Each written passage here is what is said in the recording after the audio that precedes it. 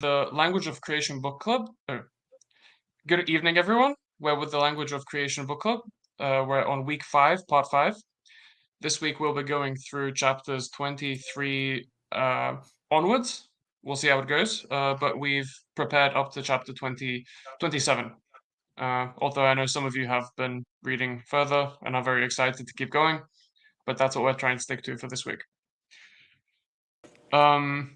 Personally, I found it quite difficult to prepare for this week. I didn't find lots of material in it. I don't know whether that's a sentiment that other people share. Maybe other people had tons to talk about, but I found this relatively difficult.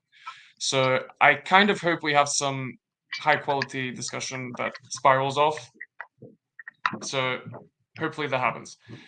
I think let's start this week, like other weeks, with an intention that we set for this book club, and then we'll each build on that within this. So my intention is to lead this book club in a productive way, and to gain more connection to real life patterns, and to take the patterns that are in this book and then be able to apply them more in real life. That's my intention. Mark, what about you? Yeah, so thank you, Gustavs, by the way, for helping to facilitate this, since Manuel is not going to be able to join us, at least in the beginning. Maybe he'll hop in at the end. This particular section is really important, I think, because they're talking about, in chapter 24, authority and power, and then they're also talking about Adam's descendants as a microcosm. And so my intention is sort of to highlight some of these things, because these are sort of important topics to my channel, to Navigating Patterns in particular.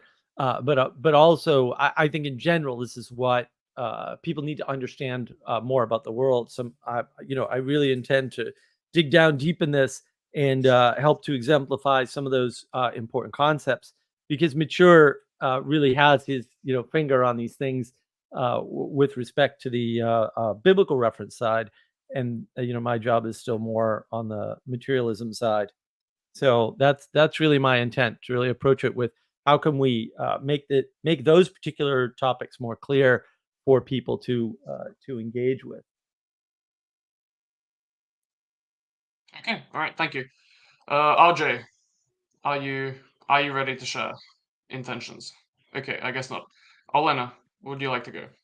Yeah, I'll go. My intention is still to listen well and try to be conscious of the fact that my position is going to be a little bit different from others, and so I want to see if I can take that other position more fruitfully. Okay, that sounds like a pretty strong position straight out the gate. Okay, we'll see how I do. We'll see how it goes. Yeah, we'll see how you do. Castle, how about you? Might I go last? I'm gonna talk just a little bit. You are last, actually, because Danny can't. Yeah. I'm stable at the moment. Okay, likewise, I don't have much material. My intention is to gain an understanding of the book, but I didn't have much material over this section. I think if you accept where he's coming from, it's all pretty straightforward what he's saying. But if you don't accept where he's coming from, then I think you can kind of push back on it. But yeah, I'm just going to be doing a lot of listening, I think.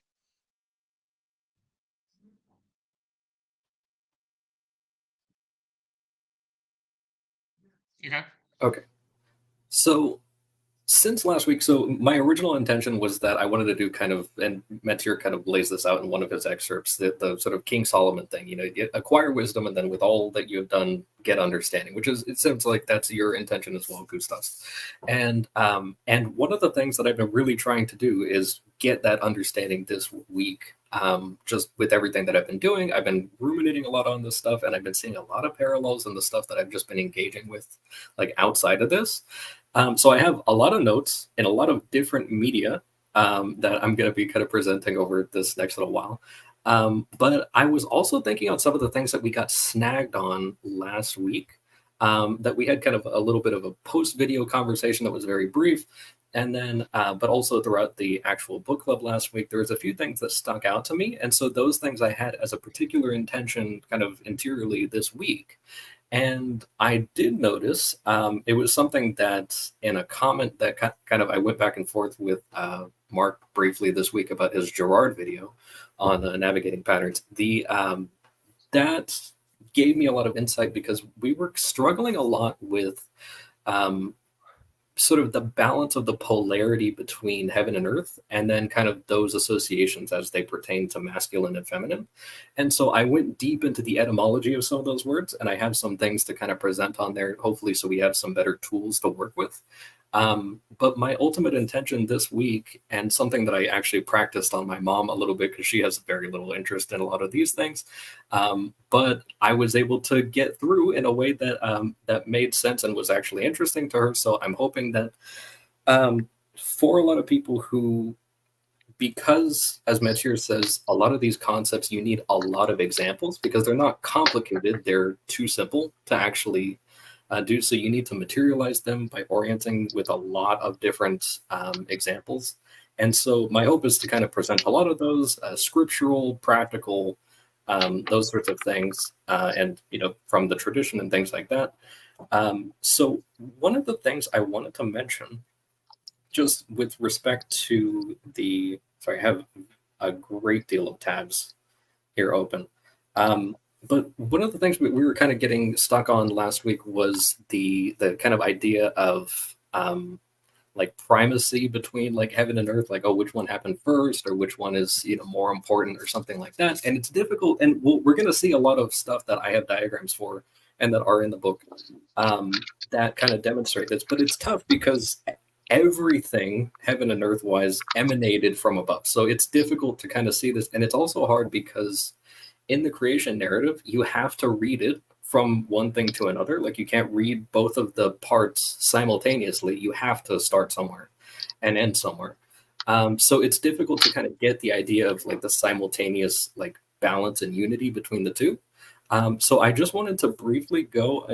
I mean, I say briefly. Oh, wait. Let's stay on the intentions for the moment. So if you needed to distill your intention into like one short thing, like one short sentence, what would it be, Castle? Yes, it'll be to this week communicate my findings as best as I can within the time limit. Okay, all right. Ray, can you? Ray needs one more second. I can still share my intention, guys. Okay, yeah, please do. For the folks at home, being on Discord and on StreamYard and on the phone does not always work too hot. But yeah, my intention is once I've gotten my technical stuff sorted out to really try to continue to listen for other people's understandings, so I can try to maybe see where they are in the landscape, where I am in the landscape here. Also, as Cassie was just saying, keeping an eye towards the diagrams and trying to engage with them both in their own terms, but also I think what we can do as an opportunity being on this channel and this group is to also bring in some relatively outside stuff or even our own opinions. So I may indeed end up sharing some of my own thoughts and opinions today, but really thinking about some other people out there in the audience in future who've shared with me that they get a lot out of this particular book club, separate from what the book has to offer, and separate from other discussions in a different framing that I know that person with. So that's my intention, that's my attitude, and in a second you'll see my face as well. Thank you. That's very nice. I think there'll be a lot of value in that. So before we transition into the real meat of the matter, I wanted to have I've one request, and that is that when you refer to parts of the book, you refer to chapters instead of pages, because we have different books and different editions, and the PDF is different. So if you refer to chapters, it'll be a bit more clear. I know that's a problem that we've had in previous weeks, so I hope that helps. But before we start, if you remember your intention, if you think about it, I have a couple of questions that I would like each of you to ask yourself, and not necessarily sure, but just ask yourself. So the first question is, how long did you prepare? How long did you spend preparing for this week's book club? Be honest with yourself. And then, is that in line with your intention? Does that align? Second question, how much material did you prepare? Do you think the amount of material is in line with your intention? Does it fit? How long will it take you to ask the questions that you want to ask and have them answered? How long will it take you to share the material that you've prepared? Do you think it's enough, or do you think it's too much? Is it in line with your intention?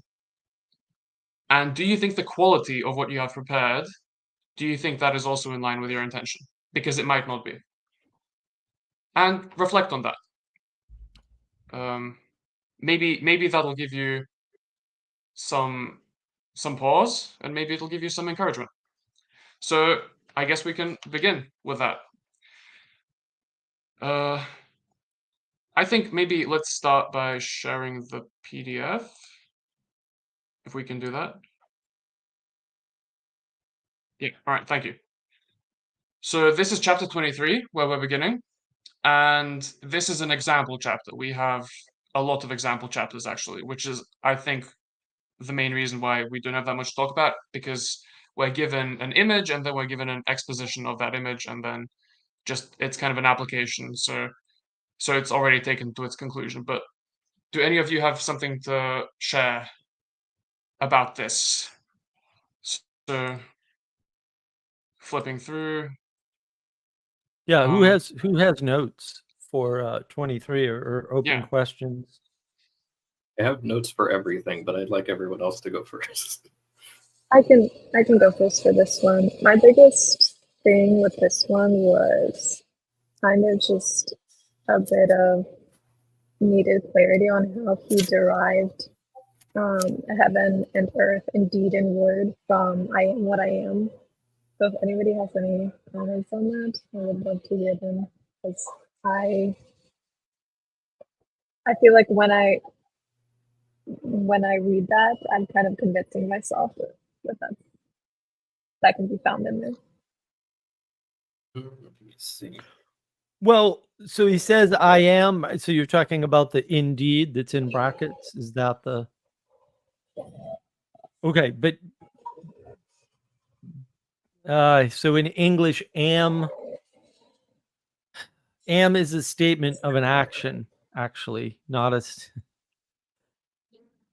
I think that's where you're confused. Like I am, things don't exist outside of their action, right? And that's hard when we're told physics is the thing, right? They do in the second I am, but he claims just the second is the word. It's the identity. So the name Yahweh has no vowels in it. If you think about how do you pronounce a word with no vowels in it, it kind of sounds like breath. I think it also means is. Like, I think that was one of those things in, I think Dennis Prager said that in the Exodus series, that he said that Yahweh technically means is. So it's kind of like an I am what I am, I will be what I will be, I am who am, and then is. Like, just who are you is. Like, the being, like the very source of being is kind of the answer that you're kind of getting back. But also it's so simple that it's, it encapsulates everything else. So it's very subtle. Like it's hard to define something it's like looking straight up at the sun and being like, what is that? Yeah. I mean, actions happen on Earth, and so yeah, it's the verb to be problem, which is actually a problem because the verb to be is kind of overloaded in our language use. It's so ubiquitous we don't even see it. And I think an action by itself, like if you could isolate an action, it wouldn't be an action anymore. That's why he goes from deed to earth, right? Because spiritual actions aren't the same. You don't have the same ability to notice a spiritual action as you do with a material or earthly action. And I think if you just replace earth with material there, maybe that helps. What is pointing at a proposition, right? And so that's a word. and a word is a pointer, hopefully in this case, upward, especially with respect to being, because beings aren't, mere physical manifestations, right? There's a spiritual manifestation to being, and that I think is where we get wrapped up, right? Because they want the material, the physical thing, to be the thing, and then they don't want any non-material existences because it messes up their worldview. And John Vervaeke actually talks about this, right? He says, "Is E equals MC squared real? Well, where is it? Can I turn it around? If I give it to you, do you have it? Does it leave my hands? Like what? No, but it's real, right? And so you sort of have to extend your idea of reality into not the realm of pure thought, because that's a trap, but into the realm of words which point and connect the emanation and the emergence, roughly speaking, or heaven and earth." And so it requires kind of like an apophatic orientation. Like, okay, Jordan Peterson talks about like construct validation in psychology, that it's just like, okay, we actually can't see this or touch it, but we can get a response.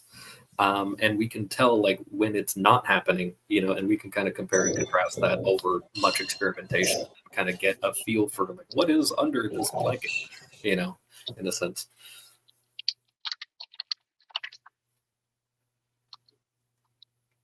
Another way to think about it too is to realize that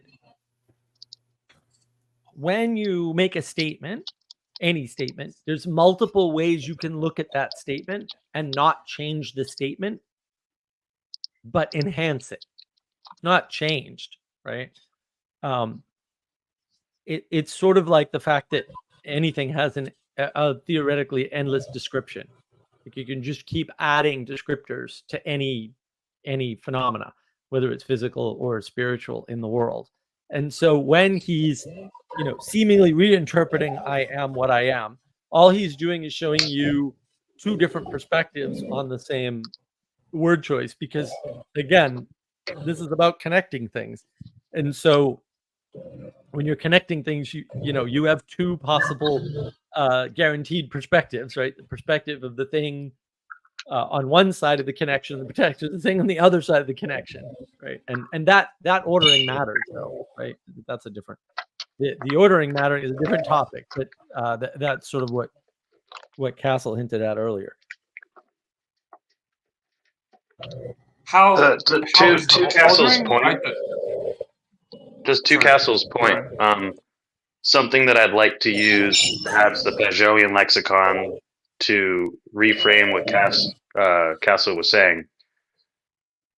The time tense in the language for I will be with that which I will be, etc., is where the unity and the multiplicity are one. That's an important point, because as we move forward in some of these chapters, we will see some of the, it's hard to get your mind around at first, but when you're seeing these different diagrams, it's pretty much the same thing from different perspectives, different points of view. In an earlier session, I used the metaphor of the x-axis for the horizontal, the flat world, the y-axis for the verticality. Some of these things we'll be seeing as the z-axis. And as we move forward, we'll actually be seeing things superimposed. We'll be seeing something that is a diagram of a y-axis thing being interpolated through an x-axis diagram, where sometimes one laid over the other.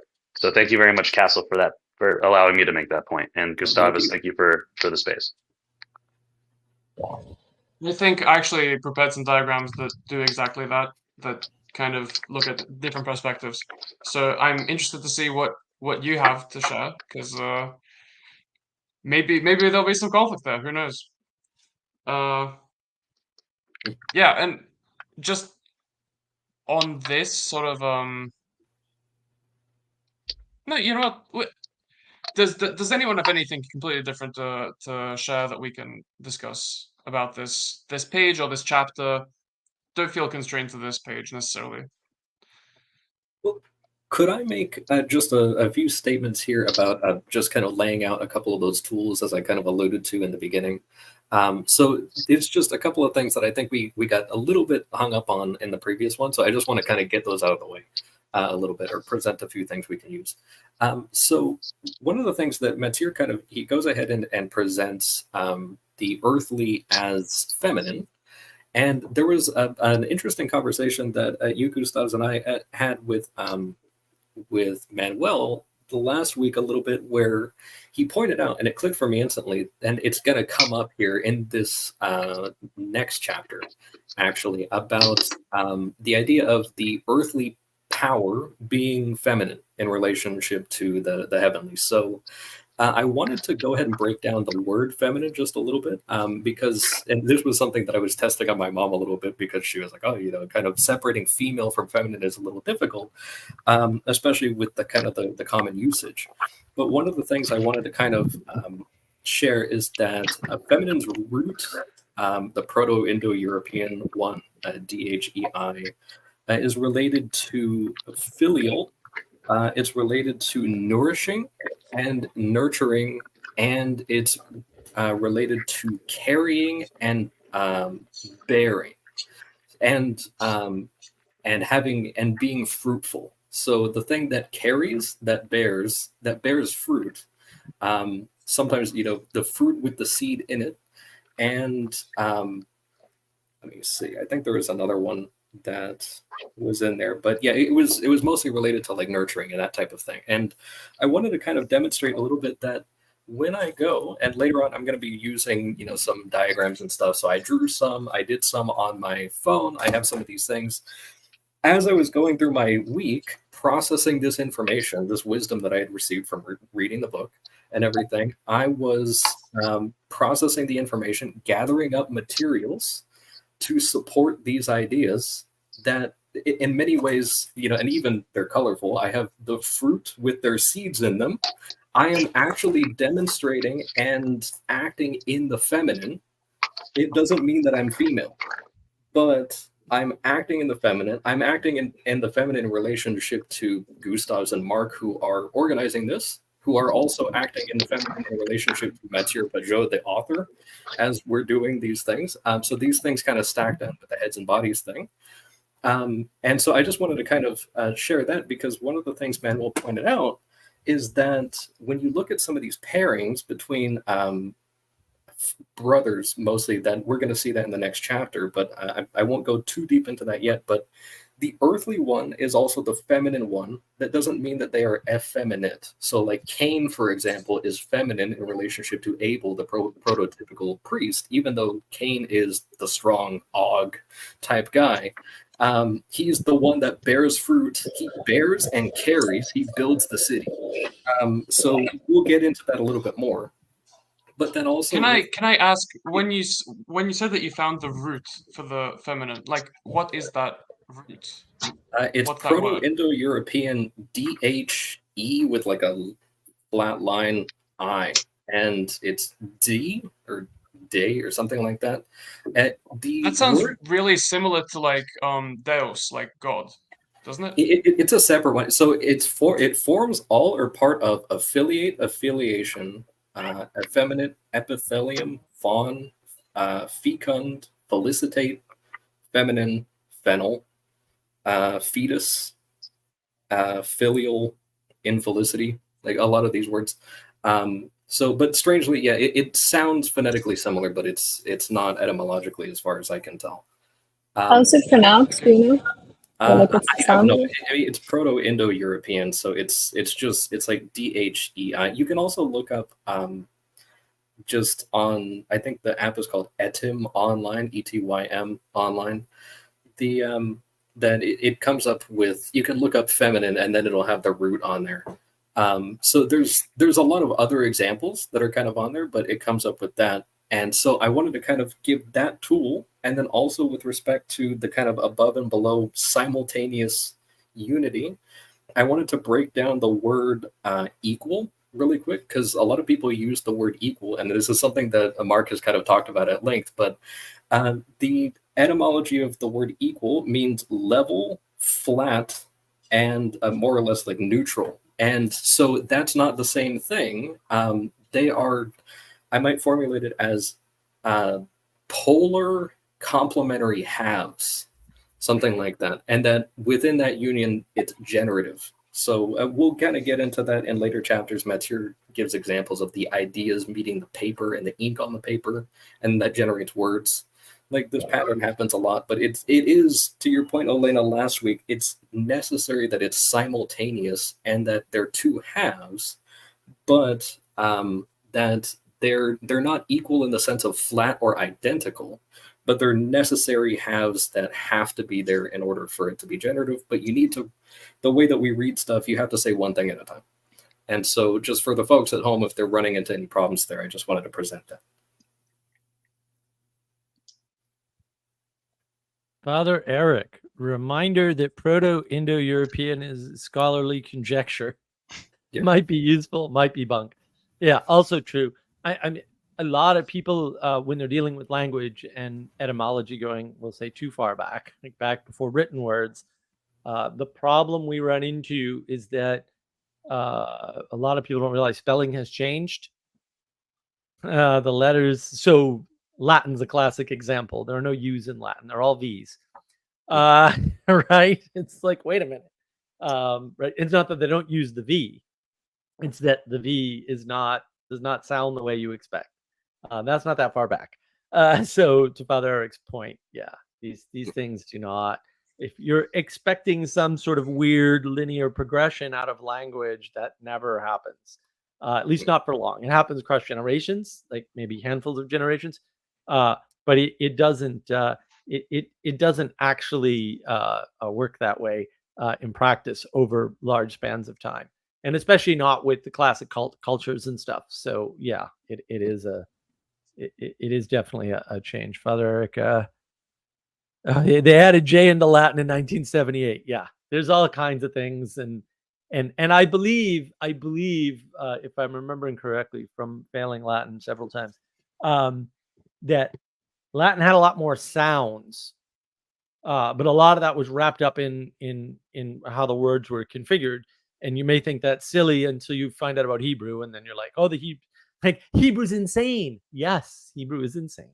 That is true. There's a level to the whole of like, well, what was the original spelling and what was the root word, and look at what these pictographs mean, to the point where, like, to Father's Eric's point, we don't talk about Bruno for a reason. If you guys catch the reference, but it doesn't mean that he doesn't exist. It just means we don't talk about him. It's one of those difficulties about being so far downstream. It's one of those Sauron's eye problems of the world. Oh, we lost. Oh. I'm just going to start referring to that stuff as like the way back.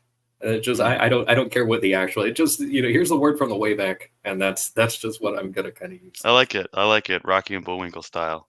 Excellent. But to your Dennis Prager point, before we move on from chapter 23, the "Thou shalt not kill" line sounds very Pragerish.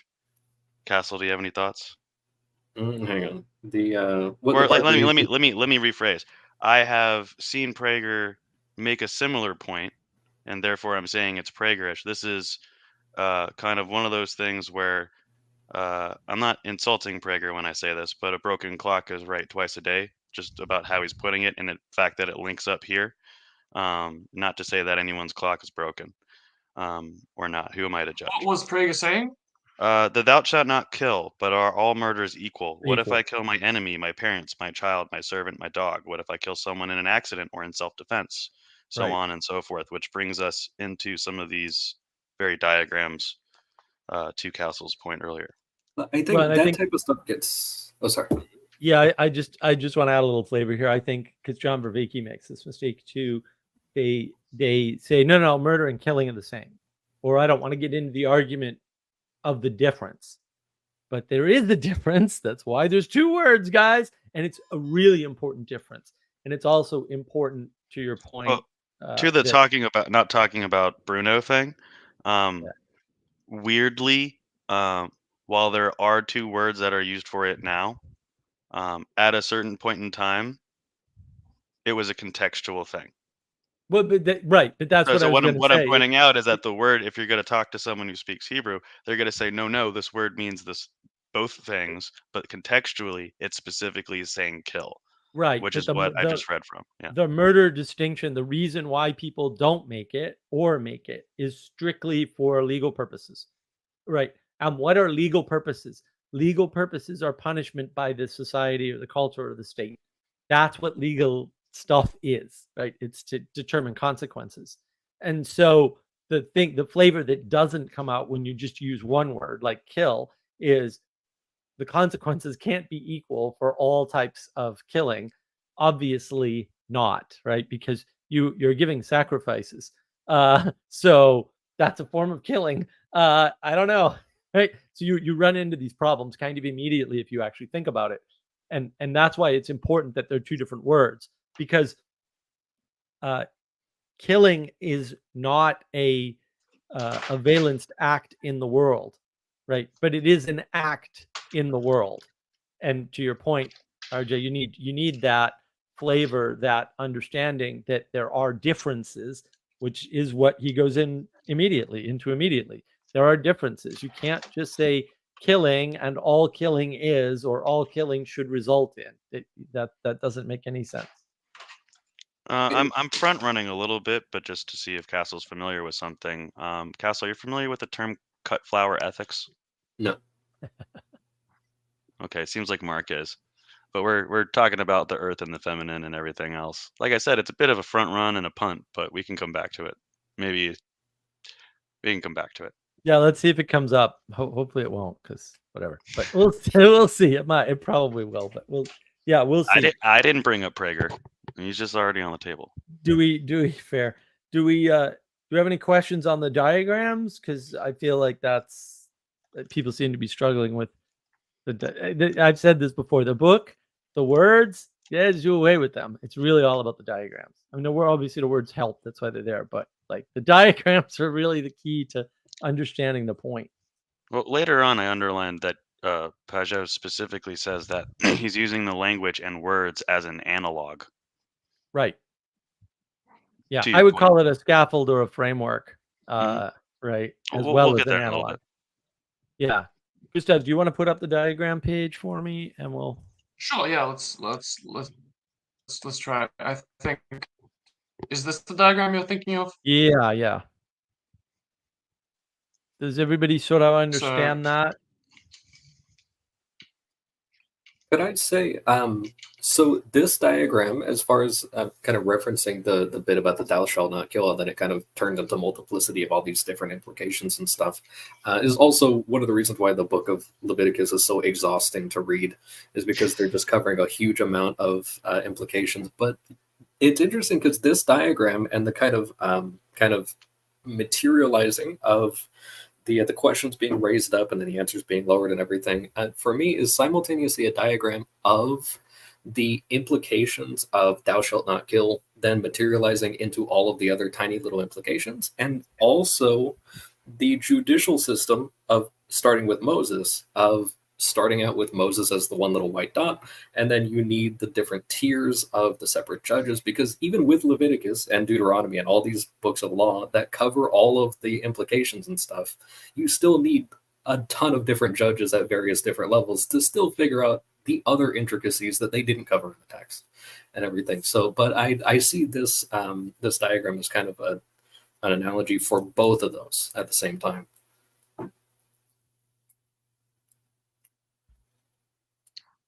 What point are you trying to make, RJ, with that? Hold on. Here, RJ, try again. Yeah. Oh yeah. I wanted to actually juxtapose exactly what was being said to the earlier diagram from, I guess this is just right before chapter 12, so that would make it chapter 11. To the point about the levels and scale, but also in that point of Leviticus, and it's connected to the events of Exodus. You have the Moses disseminating his authority of decision making in a way that Mark was saying about legality, to the heads of other people. And then it specifically says, and it's actually referenced in the book, and the small matters came before them, and which implies, at least for this text, that the larger matters go to Moses. I mean, he does say, see the actual, excuse me, sorry about that, guys. It does say, see the actual rest of the story where that is said. Right. But if we could throw back the diagram from the current chapter we're in, and then we look at the middle diagram and the right hand diagram.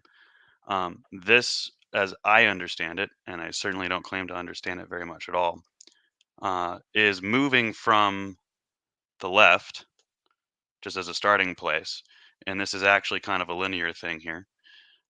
We've got answers and questions, and then we've got the middle piece, which now we've got layers, and then we're actually kind of in where it's on the right hand side. We're now seeing the same thing on the left at a different actual level of verticality, and that is in part why I brought up the earlier diagram. Yeah. Does No, anybody have any questions about that? No, that's a good. I just want to add a little bit of flavor. One way to look at this is to notice that the parts on the bottom, which are parts of undetermined type, that's why they're question marks, get traded for structure or order at the top. Right? That's another way to sort of think about what's going on in the diagram. And that's why RJ showed what he showed, right? To show you that there is this component, this higher lower component, that this is representing from a different perspective. And I also want to point out that the number of questions at the bottom decreases, but I suspect it doesn't ever go to 0. Right. Yeah, right. there's a remainder that stays there, yeah. But the questions are answered by the initial one, and then it's answered in layers as it goes down. Could I show I have a little thing here. There is RJ's kind of point that he had on there. Let me see if I can get this angled up. So I put these two little pyramids together. So these are kind of representations of, we have the U.S. judicial system kind of laid out here. And then you also have, I put a pyramid there with the descending materiality of King Nebuchadnezzar's statue in his dream. So you start with gold, and then you have silver, brass or bronze, and then you have steel or iron, and then you have iron and clay. So as you descend there, it becomes more corporeal, less flexible, and there's less opacity, I guess you could say, or it reflects less light. So it becomes more common, but with greater body, or it becomes more precious, or more reflective of light, but also rarer. And so that's going to kind of come up. That's all I got for that one. But and more refined, Castle. More refined. Yes. Right. Well, yeah. The gold doesn't look like that coming out of the ground. Right. Exactly. And so that's also what we're seeing is the refinement process in that previous diagram. Is you're kind of seeing, okay, you have the abstract idea, or maybe you have the one kind of piece that everything is going to kind of assemble underneath, and then everything else is getting refined up through the structure as it receives meaning, and then now you have a body that you can work with. So that's simultaneously, that pyramid. It's also a representation of a functioning judicial system, and then in the case of King Nebuchadnezzar, that's also a representation of like a man with a conical robe, kind of standing. You've got the stable feet and everything, and then as you kind of go up, you get lighter and more kind of reflecting light. If that's using your eyes or your speech or whatever else, it becomes closer to air as you get higher up. Reflecting light.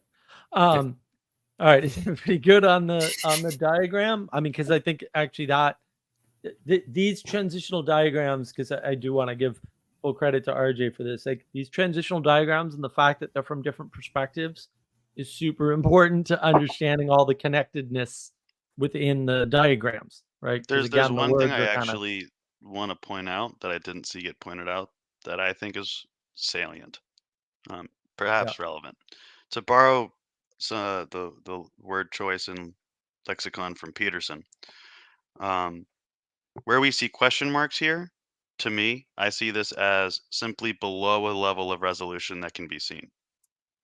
Yeah. That's he sometimes will talk about this in Tohu Vavohu and Tiamat. That's not a horrible way of accessing what I'm saying. Where we see question marks is just not known, but not known in the sense of it's too far away up, it's just too far away down. Maybe you would need a microscope. That's the telescope microscope problem for sure. Right. And that it's not yet either not ready to be integrated yet, or just people haven't answered that enigma yet. And I think I don't know where he does it, or if he just did it on Twitter or something, but Matthieu has talked about kind of the Hebrew words of good and bad, because he insists on not good and evil, but specifically good and bad. And that's another one of those kind of like contextual Hebrew things. But that you have these kind of things where it's tov is good, and which is kind of like that which aligns with the principles, because you can have something that's just like, oh, this is good, but I don't need this right now. Like if I have a wrench, but I'm trying to eat, it's like, okay, that's not tov. But then you have ra, which is interesting because ra, R-A, is not, even though it's, those are English letters, but it's not actually, as far as I can tell, at least not in the etymology stuff, connected to like the RAW word in English, but you can apply some of that meaning. So it's, if you have like raw meat, like, yeah, it's not tov to eat, but also that doesn't mean that you can't ever eat it. It just needs to undergo a refinement process. Right. Well, and some things can't ever be integrated. Like we've got it, right? There has to be a remainder. The fact that the remainder is not something to be fixed or purified, right? This Which is a might bit be of a relevant to today, right? This is going to be a bit of a deep cut, but to actually cite exactly the kind of thinking or that it exists in real life, there's something called, and I'm translating badly, the hamminess of the soup rule. You're not allowed to have ham, but there is a rule about how much ham you can have in the soup. It's a very long, complicated conversation that I don't have the authority or competency to have. It does exist. You can Google it. It's a good time. That's a Jewish tradition? No, it's technically a rule. Like, I from think where? it's in the Talmud. Oh, okay. I think it's called Shim Sheshu. I'm not gonna try to say it, but it's like the 60th of the ham rule, or sorry, 60th of the soup rule, where for this thing that you're not allowed to have ever, according to this one rule, well, here's another rule that says exactly how much of it you're allowed to have, and if there's more than this point, then it actually breaks the rule of not at all, which is like a little bit mind breaking, but it shows you that the question and the frame very much matters. I'm immediately getting the images of like the what is it called, the zitzit, the fringes on the edge of the Jewish garments. Oh, the tzitzit, yeah. Yeah, that it's specifically supposed to be the material that you're actually not supposed to make or mix the garments with, but you keep it on the outside, right on the edges. It's like the ham in this case is like the gargoyle of the soup.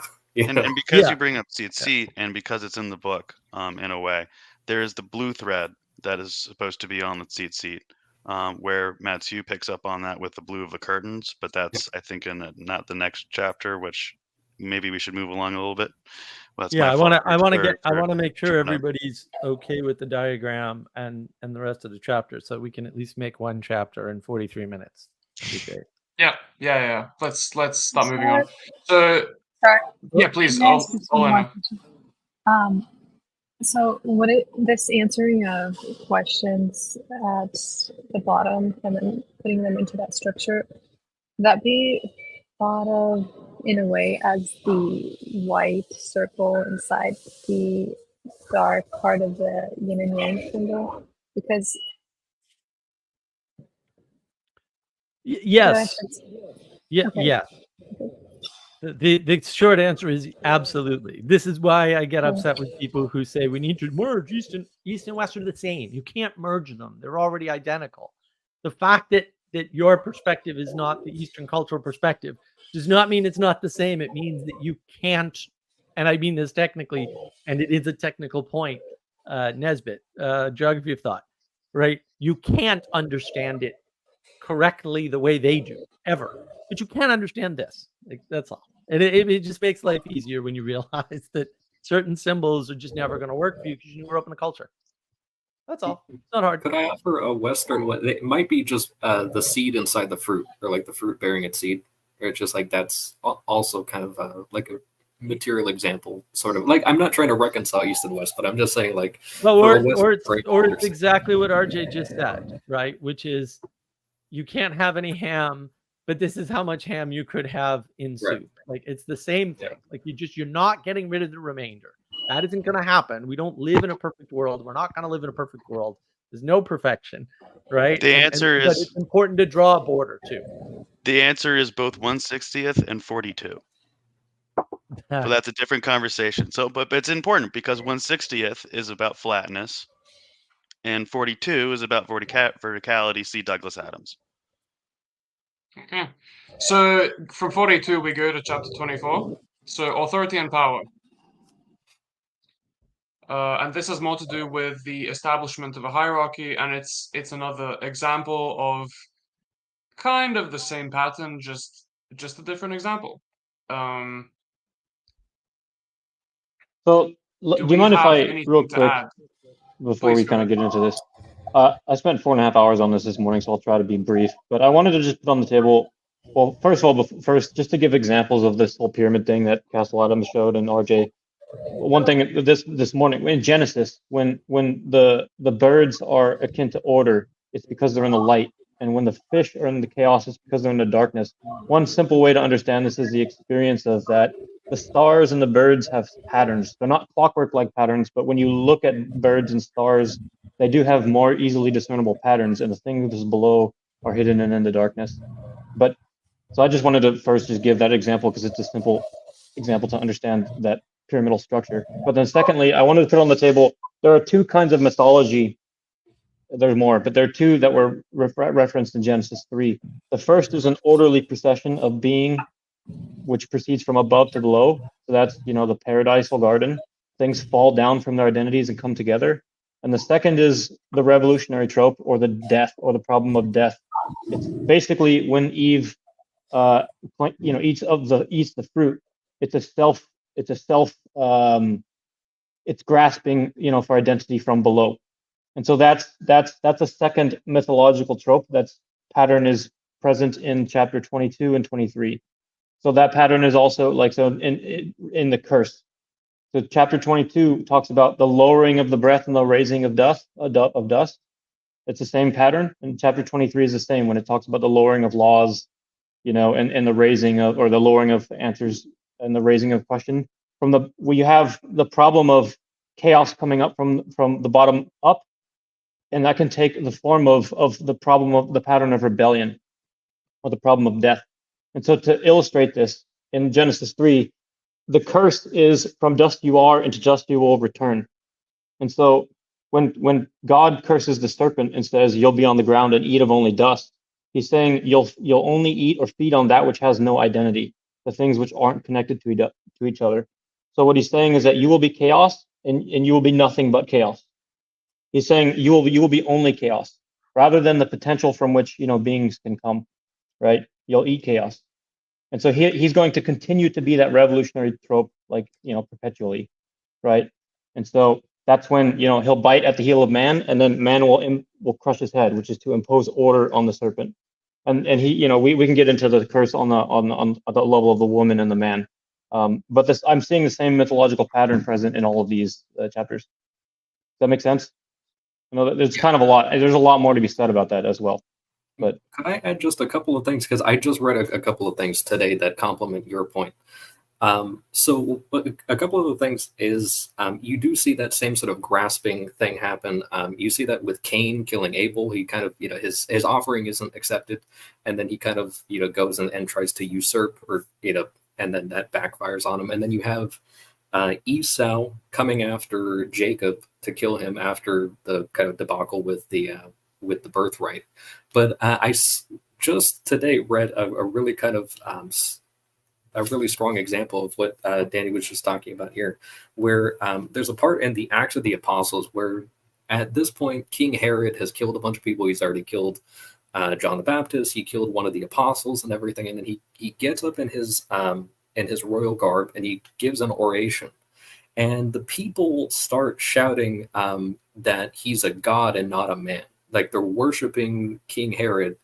And it says, like, right after, an angel appears, strikes him down, and he's eaten by worms and then breathes his last. And it's like, whoa, that is that pattern in like just a screaming way, that Danny just pointed out. It's like, oh my goodness. It's just like, yeah, he didn't breathe his last until the worms ate him. It's like, that's terrifying. But but it's also a really dramatic example of that same pattern. The presence of the pattern occurring in microcosm like that, even sort of figuratively. Daniel, I would recommend to you a series, The Lost World of by John H. Walton. It posits almost, well, they're propositions. So they're directly they're listed out propositions. Going back to an earlier part of the conversation, I would recommend The Lost World Genesis 1, certainly as a complement to this book. But to what you guys were just discussing a moment ago, Castle and Daniel, and the microcosm thing about what happens to kings and prophets and stuff. Walton just released The Lost World of the Prophets, and this specifically is discussed as propositional statements, which I would highly recommend, again, as a companion to this point in the conversation. Yeah, more examples would be castrating the father or devouring the children. It makes heaven a tyrant. It's having to get from above. And so it makes all of the patterns forms of oppression. And therefore I have to set myself free. So I go out and I take fire from the gods and I do all these things to take power on myself. That's the revolutionary trope in a nutshell.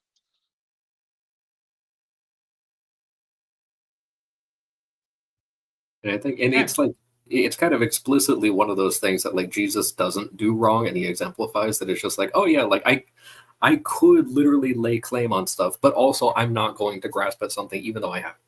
It's just like that is one of those things that is kind of that I had kind of commented on one of Mark's videos this week about that. It's like, oh yeah, it's exemplifying, like, even though it's difficult because you're seeing a man, that he's exemplifying like the complementarity of the feminine, like with relationship to himself, essentially.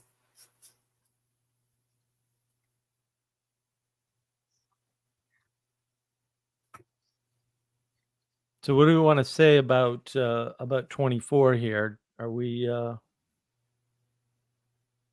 I'm questions? happy to move on, and I would actually prefer if we moved on, because chapter 25 has a lot of meat in it, and I want to get to that. Unless Just real quick, just related to the title. It says authority and power. The answer to the problem is self-sacrifice as the manner in which we hold things together. The way that bodies are held together or to have right authority is through self-sacrifice, which is essentially the story of Christ. So that's all. Yeah, Gustavs, I want to go through the diagrams because this is like the key for me to the whole. I think you have to be the one to put them up. I'm pretty sure. Yep. Yeah. Do we want to just go to the last diagram of the chapter? Nope. I want to go through the whole thing. Which chapter? 24? Okay. It's 24. Yeah. But I agree with Gustav. 24. The only thing better than 24 diagram, right? is. No, that's not what I have. Yeah, this is 24. Isn't it? No, that's 23. Oh no, apologies. So this is that one. Why are we? Yeah, can you go to the one before that? Yeah, go to the one before that though. Sorry, you gotta go jumping around. I'm not sure why. A little fast. It's jumping around. Okay, hold on. Let me see if I can. It's out of control. There we go. All right. Download more RAM, Father Eric. Just by the way, if you go on Navigating Patterns YouTube channel, feel free to comment in the live chat. I can put you up here. We love to have the audience comment too if they have questions. Yeah, I just want to point out how this, right, because it does follow the same pattern as the previous chapter, right? But like there's a head, and the head just can't manage. A head can only manage so much population, and so you have to have a way not to multiply the head, because you need only a single head, right? Hydras are bad, all right? And so this is exemplifying again the same pattern from before, with the question marks representing population now. In other words, they're far more complex because they're beings in some sense, right? Then how do you manage them? Well, you put some of them between the head and the population. In other words, you create a new class, if you will. That's the point of Plato's Republic, Book 7. So this is not an optional formula, right? You have to have this mediator, and the mediator for the head is now the body, right? And then you see the authority is informing and the power is expressing, right? And that's really important, because this is not optional in the world ever. It's not something you can get around. It's not a problem to be solved. It's not an error to be corrected. It's not something that needs to be fixed. You're stuck with this. And so and does anybody have any questions about this one before we move to the last one, so we can get to the hard chapter, to Gustav's point? Okay.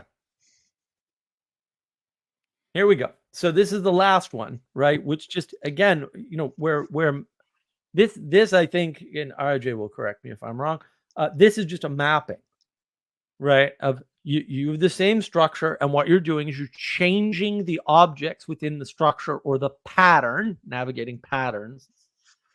Thank you to Manuel for coming up with that name, because I wasn't smart enough to do it. So this pattern is repeated at the next scale up, if you will, or maybe not the next scale up, but at a higher scale.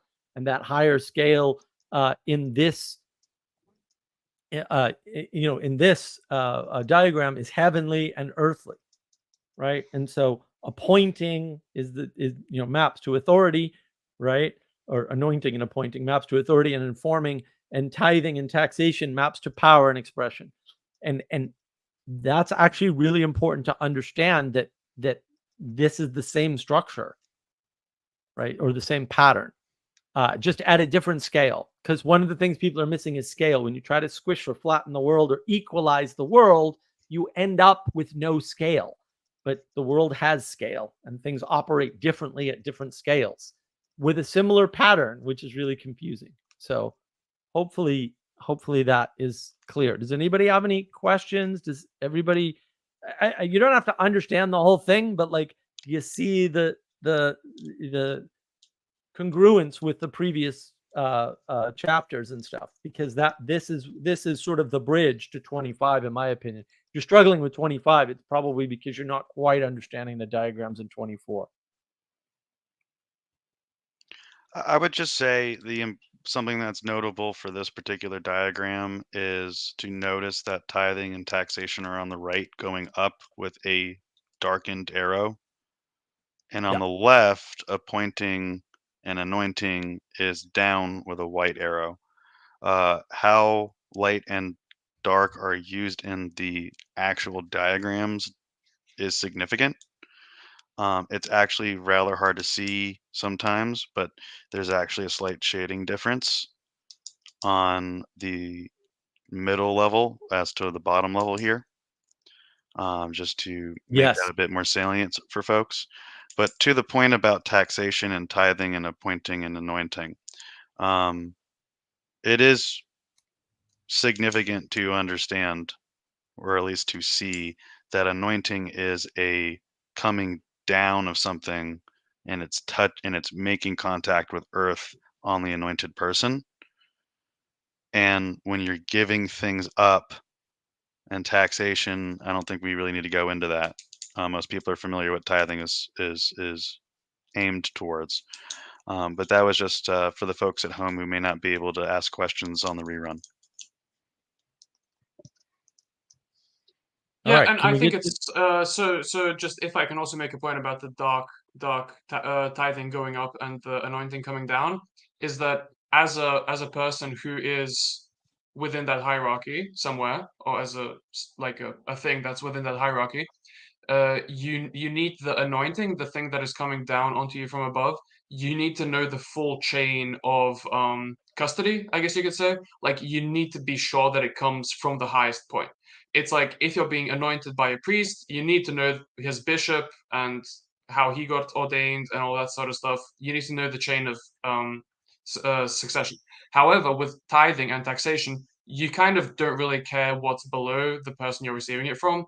It's like if you're a lord, you get the tithe from your baron or whoever's below you, and you know that there's a hierarchy below him, but you don't really care about that. You don't get involved with that. It's beyond the necessary information.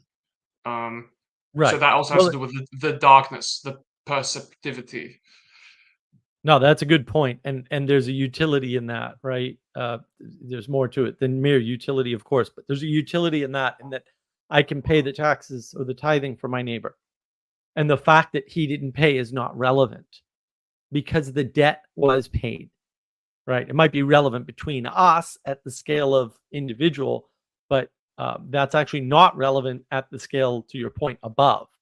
That's why it's murky, because it shouldn't Yeah. actually have that much of an impact.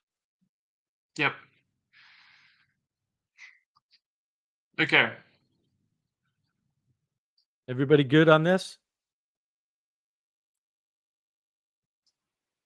Yeah, just a I quick think response to the whole idea of needing to understand where things come from. I think the benefit or the power of religious stories is that we don't need all of us to understand them at the most subtle level. You can have an uneducated and in a basic understanding, and hopefully that's enough to instill the behavioral patterns of loving your neighbor, etc. So Well said. yeah, I think there's a lot that's encapsulated that shadows down the layers.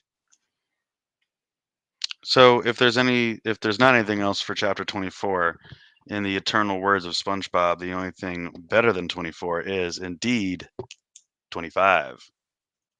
And 25 is good. 25 is very good. So Very 25 Toby. has a lot to do with the family dynamics, the multiplication. Multiplication is very important. I have diagrams on that prepared. It has to do with the different levels of materiality and lightness, darkness, reproduction. Lots of diagrams and kind of new ones or new ways of looking at the old diagrams. So how about Olena? Do you have something you would like to ask or add or comment? Yeah, this was an overarching question for 25. It talks about how Cain's sacrifice was not accepted, and within the context of heaven and earth and the union of those, what would have been Cain's proper role for that sacrifice? Like,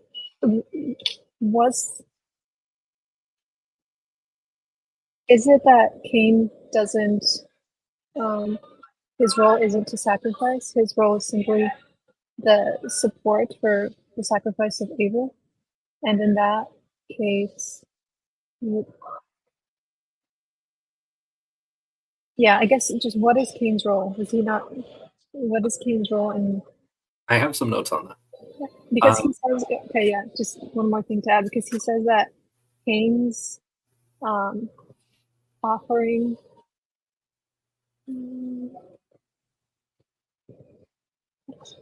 God accepted the offering of Abel rather than Cain because one is higher than the other in vertical space of this cosmology.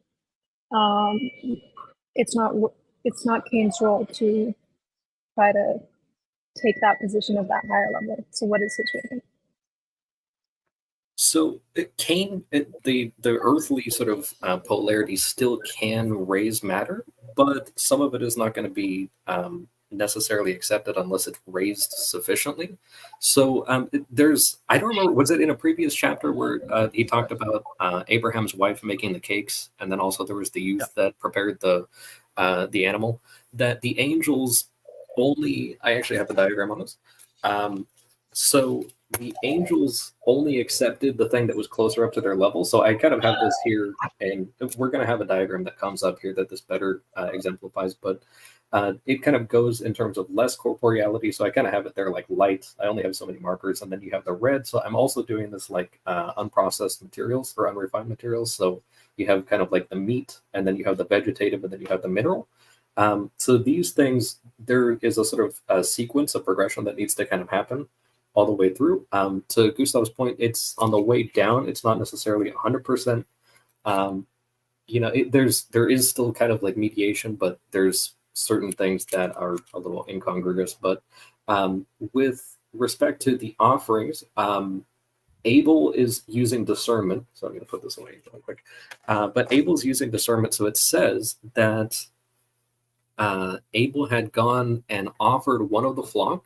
It doesn't actually, it's something I would kind of mention. He doesn't actually say he killed it, but he discerned from the ones that were, it's tough to tell. I looked at a bunch of translations. It's tough to say if he took the fat from the ones that were fat, or if he just singled out one from among the ones that were fat. So he had the flock, and then he had the fat ones, and then he picked from among the fat ones. It doesn't necessarily say he killed it, which I find is interesting, because the being allowed to eat meat wasn't actually put into place until the time of Noah, after the flood was over. But there's that kind of discernment, and then kind of you're seeing the refinement and kind of picking the best one, and then he's offering it. It doesn't say that Cain actually discerned his grain offering quite as well. And in Leviticus, in order to prepare your grain offering, so to your question, Elena, the grain offering was accepted by God in the time of Leviticus, but in order to offer that, which you didn't have to do this much stuff to the animal, you still had to prepare it and stuff, but you had to add oil and frankincense to the offering of the grain and then burn it. So you're kind of doing this refining thing where let me put some oil on it so now it reflects light better, and then I'm going to put the scented thing on it, which also kind of rises up, and then I'm going to set the whole thing on fire. And like that is kind of the proper offering, but it doesn't seem like Cain actually did that. And then God tries to comfort Cain a little bit and says, oh, if you keep trying, like I might actually accept your offering. But then Cain got kind of impatient. But it's interesting that the earth guy, when not connected to the heavenly guy or the head guy who is kind of doing the discernment, Cain, disconnected from Abel, is actually not able to discern. Like he has separated himself from the higher bit, and now he's just kind of taking whatever he's got in front of him. And maybe it's decent, but it's not his best stuff. He hasn't even really looked to see if it was his best. Exactly. It's at the level of the material when you're looking across horizontally. It all looks the same. All grain is the same. All animals are the same, right? It doesn't matter which one you give up because they're roughly the same. And that's the flattening of the world. That's the materialism sort of infecting things. And I just want to point out, Matthieu says, in a perfect world, Cain and Abel would have been able to reach an agreement by which spiritual and material realities would have been joined correctly. In that case, Abel would cover Cain with spiritual meaning from heaven, and Cain would support Abel with physical power from the earth. Okay, and so there's a sense that Cain just has a problem cooperating, right? He doesn't cooperate with his brother, obviously. He doesn't cooperate with God because he just decides, what is it taking too long for me to figure out how to do a sacrifice that gets favor? And so I'm going to stop even trying, right? And so you can see there's three things going on here, right? There's a sort of a neutral position where people are trying to give up the right thing, not succeeding, right? But trying.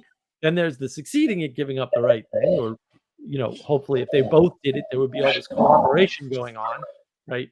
And everybody would get benefit out of it. And then ultimately, there's the rebellion. That's three different ways of valences for approaching the world. This agreement between the two implies one sacrifice between the two. Is that right? Well, in order for people to cooperate at all, there's a sacrifice implied, right? But it's not going to be like either parts with their own sacrifice. It could look many different ways. 'Cause If I could give a liturgical example, I literally just experienced today. So, and you know, a lot of times you experience this on Sundays more kind of explicitly, but at the mass, you have the priest is doing all of the stuff that someone who is profane like me, or which is to say common, not necessarily disgusting. That's the original word. There is a point in the mass right around the time of the consecration where he's about to go and he's about to kind of do the lifting and raising at his higher level. And at that point, at least on Sundays, that is when the tithing is invited. They have the offertory, so you kind of offer whatever your offering is, but you're also offering your petition. So they're explicitly saying, there's this kind of part in the mass where they go and they say, oh, here's all of these intentions that we have, whatever it is, end of war, end of poverty, all these different things, sometimes specific people who are, sick or something like that. And at the end of every single one, they present the enigma, and then the people say, Lord, hear our prayer. And you do that for all of the intentions. And then around the same time, you're offering up your material, your money or whatever you got, and also your personal intentions that you didn't talk about in that point. And then that's right before the consecration, and then the people receive communion.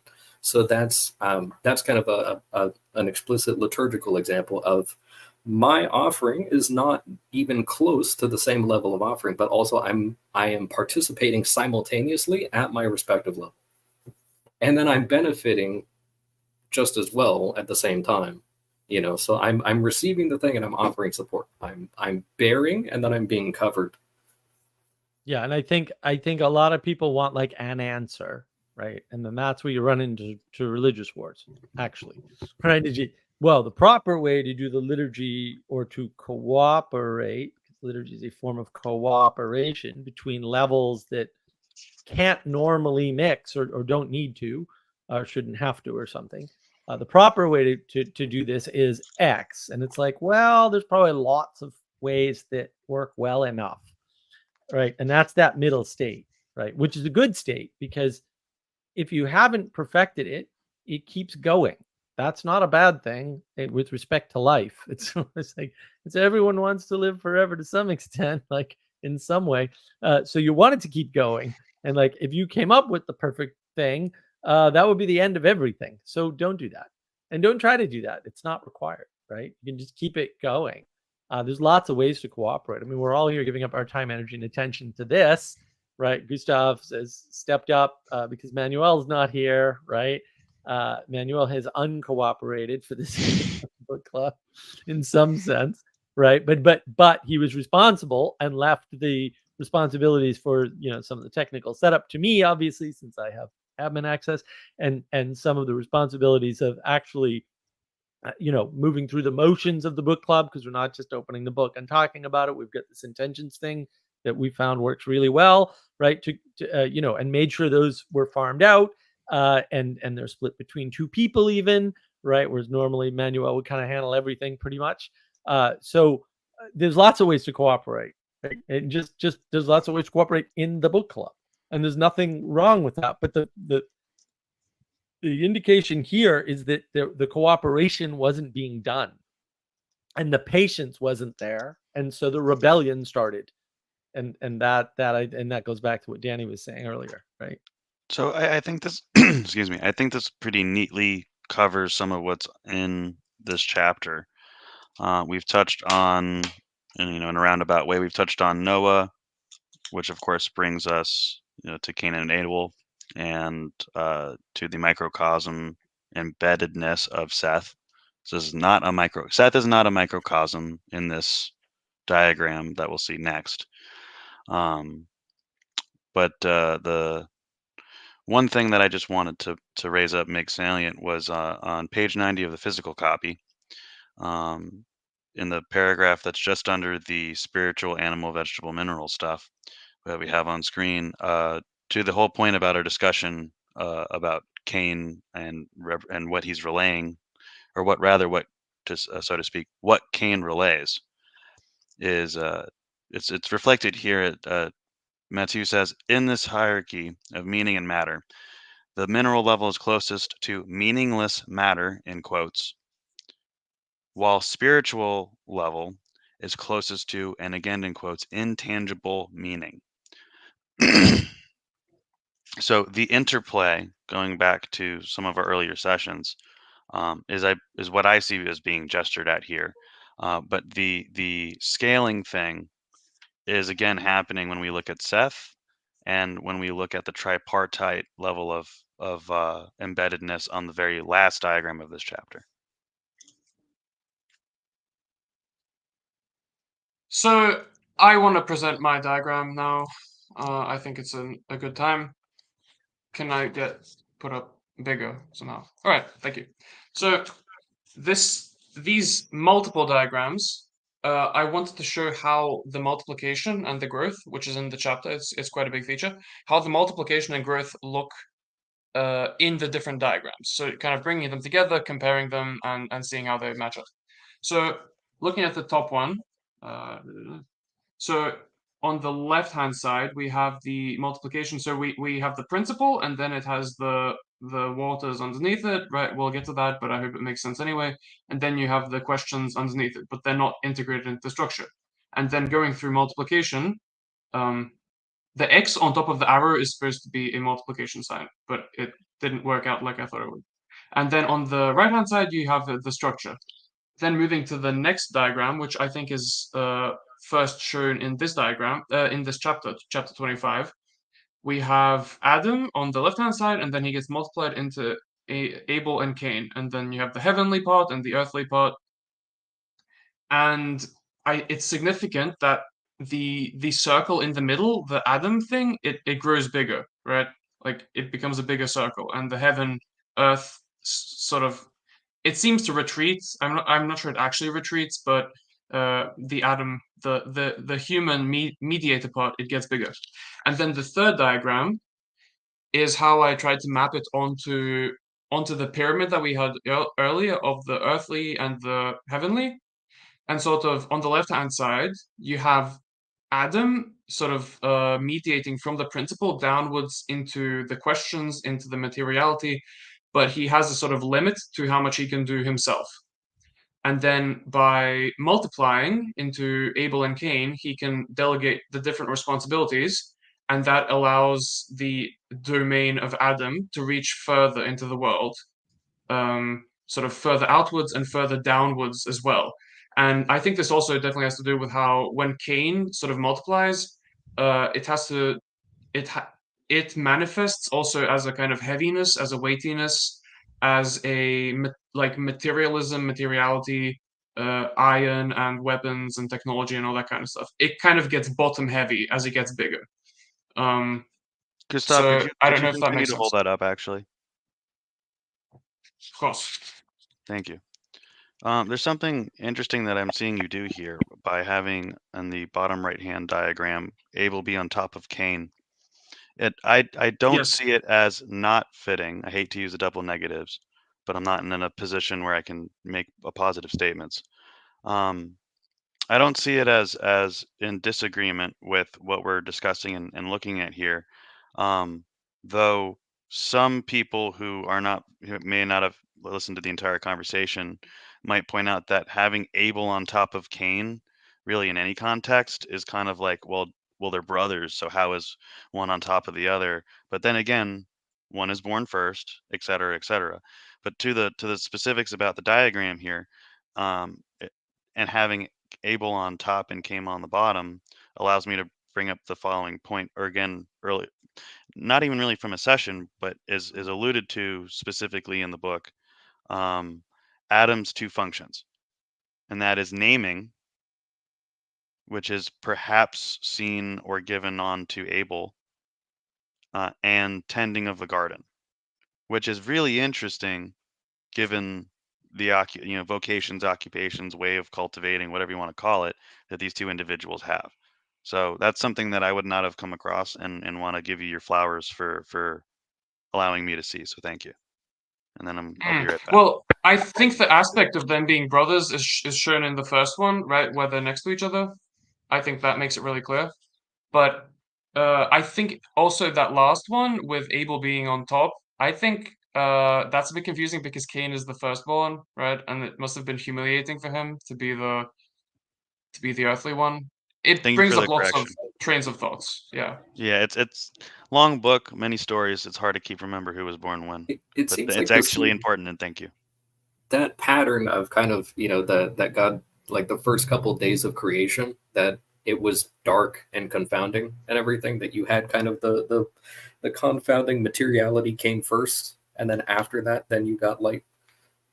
Seems to be something that that sort of happens here with some of these guys, like, and then the reunification, as kind of shows in one of these later diagrams, that you have kind of the separate polarity between the heaven guy and the earth guy, and then after that you get Seth, who is kind of the representation of Adam as the complete sort of unity, and then he's kind of like the progenitor of the post-flood humanity in a sense, which is interesting because they actually say that after Seth came about, that Seth had a child whose name is translated as humanity, and then men began to call upon the name of the Lord again.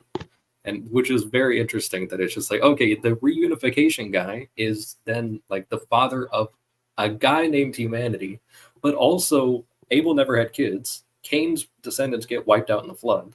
So saying Seth has, you know, begets humanity, and then people start calling on the name of the Lord now that the reunification has kind of happened again. So Casty, it turns out there's a lot in a name, to borrow from the Bard, especially when it comes to these texts. That's fun to play with, and a whole other world with funny names to itself. It's important to look at, and this brings us back to Father Eric's original earlier point at the very beginning of the stream. I want to take that with a grain of salt, that what I just said, because I'm going to take that, throw it to the side, and say, look at how he uses Enoch, or is it Enosh? Yeah, it's Enoch. Sorry, Enoch. it's Enoch in the very last diagram of this chapter, but I'm front running. But that's what I was pointing at with Gustavus's diagram. Yeah, I mean, obviously, if we're able to pull out stuff before we get there, then I don't think we're doing a bad job.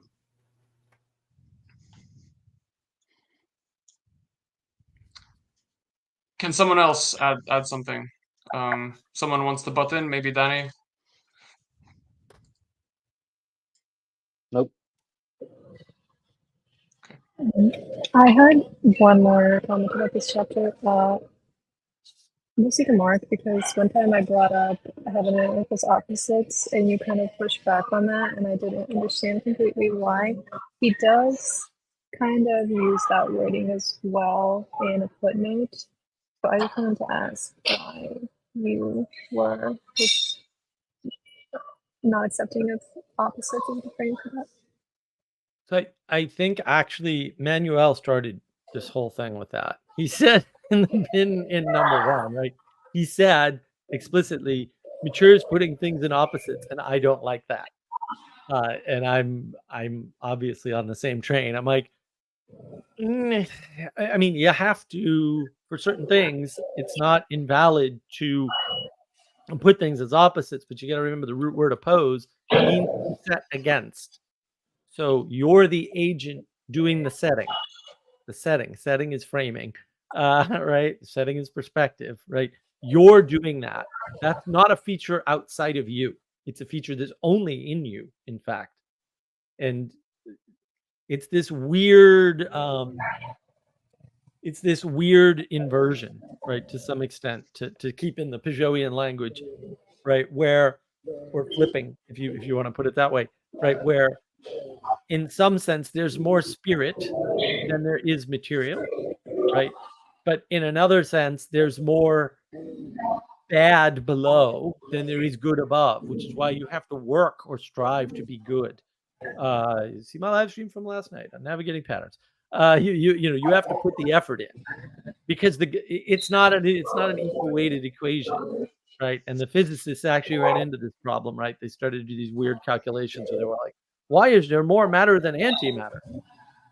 Which, is possibly the dumbest sort of a question you could ever ask. In some sense, it's like, obviously there is. I don't know. I mean, why are you, under the physics framing? So it's not equal. Therefore, they're not in quote opposition, right? And that's fine. But putting them in opposition for the purpose of contrast, exemplification, because you have to frame it somehow. Of course, like you have to, but also to Manuel's earlier point, and when you open chapter 1, I think when you open the book club, like don't like that. You're going to be careful with that because it can get you down a rabbit hole of thinking that, oh well, we can frame the world as opposites, and then you get into to use John Vervaeke's term, opponent processing, which is garbage. We're here cooperating. There are no opponents here. We're not opposed to one another, right? We're all here in the book club. Peterson talks about this, right? Everybody who's playing the game has agreed to play the game by the rules. Whether they break them or not is a different issue, right? But they've already agreed that the game is worth playing. And that's why I was trying to kind of, when I have presented a few of my points, I was making a point of kind of saying, like complementary polarity, that it's a little more cooperative to phrase it that way, because you imagine like two bookends, they're not opposed to each other. In common parlance, you might say they're on opposite sides of the book, but they're on polar sides of the books. And then you have a whole multiplicity that can now stand between the two of them that otherwise would have fallen over if you didn't have the two contrasts on either end. So Matthieu uses the word opposites, and also he's appealing to a group, to a demographic that is starting without kind of specialized terms so that he can kind of reach a large audience. I think explicitly he's trying to reach, I think, a Jewish audience with a lot of his work. But that it's the same sort of concept. But I think within the bounds of this book club, we've been kind of using more cooperative terms just because opposite and opposition has been very overused culturally, I think. And as Mark said, it's in that it's more like a dualistic sort of like a one is vying for the other one type of thing, whereas it's a cooperative complementarity type of thing. So it's a semantic issue, kind of. Okay. I understand that, and I don't disagree with any of it. The only point that I would like to kind of make is that, and I think this comes back to the reviews we were having last time as well. It seems when you make a statement like that, it is done from a more heavenly place, and that's kind of okay and fine because you have to can't escape it, especially in abstract reasoning. But like RJ was trying to mention the first couple of times we started this, you have to keep in mind that your position is in the middle. And I don't know if maybe I'm a little bit lower down, and so these kind of abstractions that, not abstractions, but this type of more higher position is just something that's relative to like the way that I'm coming from. But if you're standing from that middle position of the tree, then you can't, making those statements is like, it makes sense, but then it also doesn't make sense. I know it requires I'm a lot not of explaining examples. this. I think I know what you mean, because Matthieu, I think in the foreword or something in the introduction, he says something about a lot of the kind of things that he's proposing here are going to be too simple to properly grasp because they require a huge amount of examples. So that's what, I tried to use kind of like the more physical examples or analogies of like the bookends or like polarity and these different types of contrast, but it really does sometimes require, like, some of these examples take huge quantities of examples to actually really ingrain so that you can actually do anything with it practically.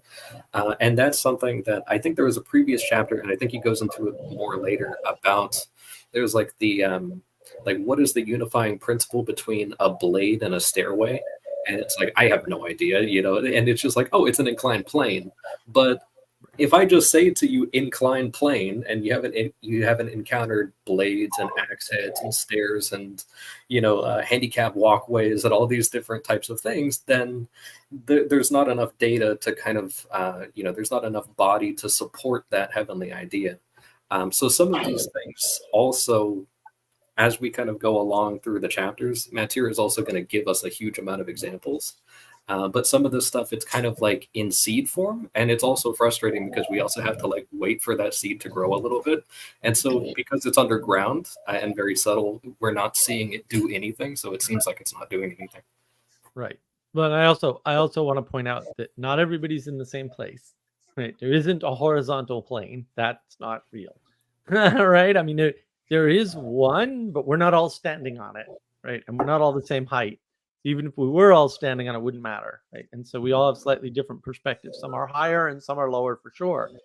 And then the point of this book club in particular, hopefully all book clubs, but certainly the one we're intending with doing the book club as such, is to take, we'll say, maybe a higher perspective in one area that I have and a higher perspective in an area that RJ has, and we're combining them, right? So that people have more perspectives, right? And those perspectives are higher than other people's, and other people are doing the same for us at the same time. And I'm saying this explicitly, and I know this for sure because RJ and I have talked about this already, right? Which not in that way. What was said was, oh, I really like what you pointed out here because I didn't notice that, right? And I've said the same to him, right? And that's what's supposed to happen. We're supposed to take our limited perspectives, our limited intelligence, our limited understanding, and combine it together in the book club, live, hopefully, or at least on video for people in sequence, so that other people can also maybe get a similar enough understanding, or at least get more understanding than they had before. And so hopefully with this particular group, and I say that specifically for this particular group, it may not apply to any other group ever in history, although I doubt that, no one is likely to claim something that they actually don't understand without giving the caveat. And you've heard everybody, I think, give caveats. Maybe I'm not quite understanding this correctly, but this is how I see it, sort of a thing, right? And so no one's inappropriately raising themselves up, at least that I've caught, and I probably would because that's just my nature, unfortunately. And so that makes it okay, in my opinion. Okay, so from my authority, from having done these sorts of book clubs before and participated in a few that I had nothing to do with other than as a participant, I think this is in the correct spirit. And I'm not saying no one else is. I'm just saying for sure, because this is something that I am participating in and partially helped organize, that we're not making that any kind of mistake along those lines. I'm speaking about everybody here, right? So, and maybe that will change, but so far, I think so good. So hopefully that helps. Hopefully to maybe demonstrate some of what we're talking about, and to hopefully make good on some of my own intentions. I'll start with Elena, but I guess this is really for all of us. When I walked away briefly to get some water, I heard you asking about heaven and earth being opposites. Unfortunately, I didn't hear the particular discussion, but I have a question since you had that question. Kind of wherever you guys landed on that piece of the conversation. Does it make sense to you when I talk about how the yin yang, is a reflection of heaven and earth, but also specifically in a way shows how they're not in opposition, they're cooperating, they're in interdynamic, they're in interrelation, but not necessarily in relational ontologically so. Yes, yeah, that makes sense. I guess my biggest like shtick is that saying that heaven and earth collaborate from a higher place, making that statement from a higher place, is a place, let's say, of responsibility that you're taking upon yourself for sure, and you shouldn't do it lightly. Well, right. I guess it's no. Well, and then I'll have to tell you the backstory. People were like, "We want to do a book club on this book," and the first time they said it, I said, "No, I'm not doing it. I'm not doing it." It took a year for people to convince me in particular that I would participate, and I think Manuel too, although he's not here. So, and I don't remember all the details. It was like over a year ago. right? And then people did it again, and I was like, I don't want to do a book club on that book. I want to do a book club on any other book, just not that one, right? Even Moby Dick. And then I was convinced that no, we can handle this. This is okay for us to do, right? And that was a convincing. I didn't take any of this light. I don't take anything that I do lightly. I didn't take this lightly at all. I actually I'm sure Manuel will tell you, I was kind of like, nah, I don't want to touch that. Manuel wanted to do it. Point right? of order. Is Yeah. that a very serious drawing of animal in the background, sir? Yes. Okay, very serious business. Okay, got it. Keep Yes. going. Thank you. That's from my live stream last night. My laziness at not cleaning my board, but Serious business, Mark. serious business. But I mean, it is a serious book club, right? And it wasn't decided like everybody wants to do a book club. Let's just do it. That didn't even happen. And you have no way to know that. And like, fair enough, whatever. But like, also that happened. Like there was a lot of contention around even just doing the book club. And the thing is, it's not like you can't speak of something you're involved in. However tangentially you may be involved in, we'll say, combining heaven and earth, because that, I mean, according to the book, like that's your role, right? That's what persons do, right? Being a person is about the combining of heaven and earth. And so speaking about the thing you're involved in, I mean, I think that's fair, right? Like if I built the network, I can talk about the network that I built, right? If I didn't design the network, I can still talk about the work that I did. And so, yeah, I mean, I don't see a particular conflict there. Yeah, I get that.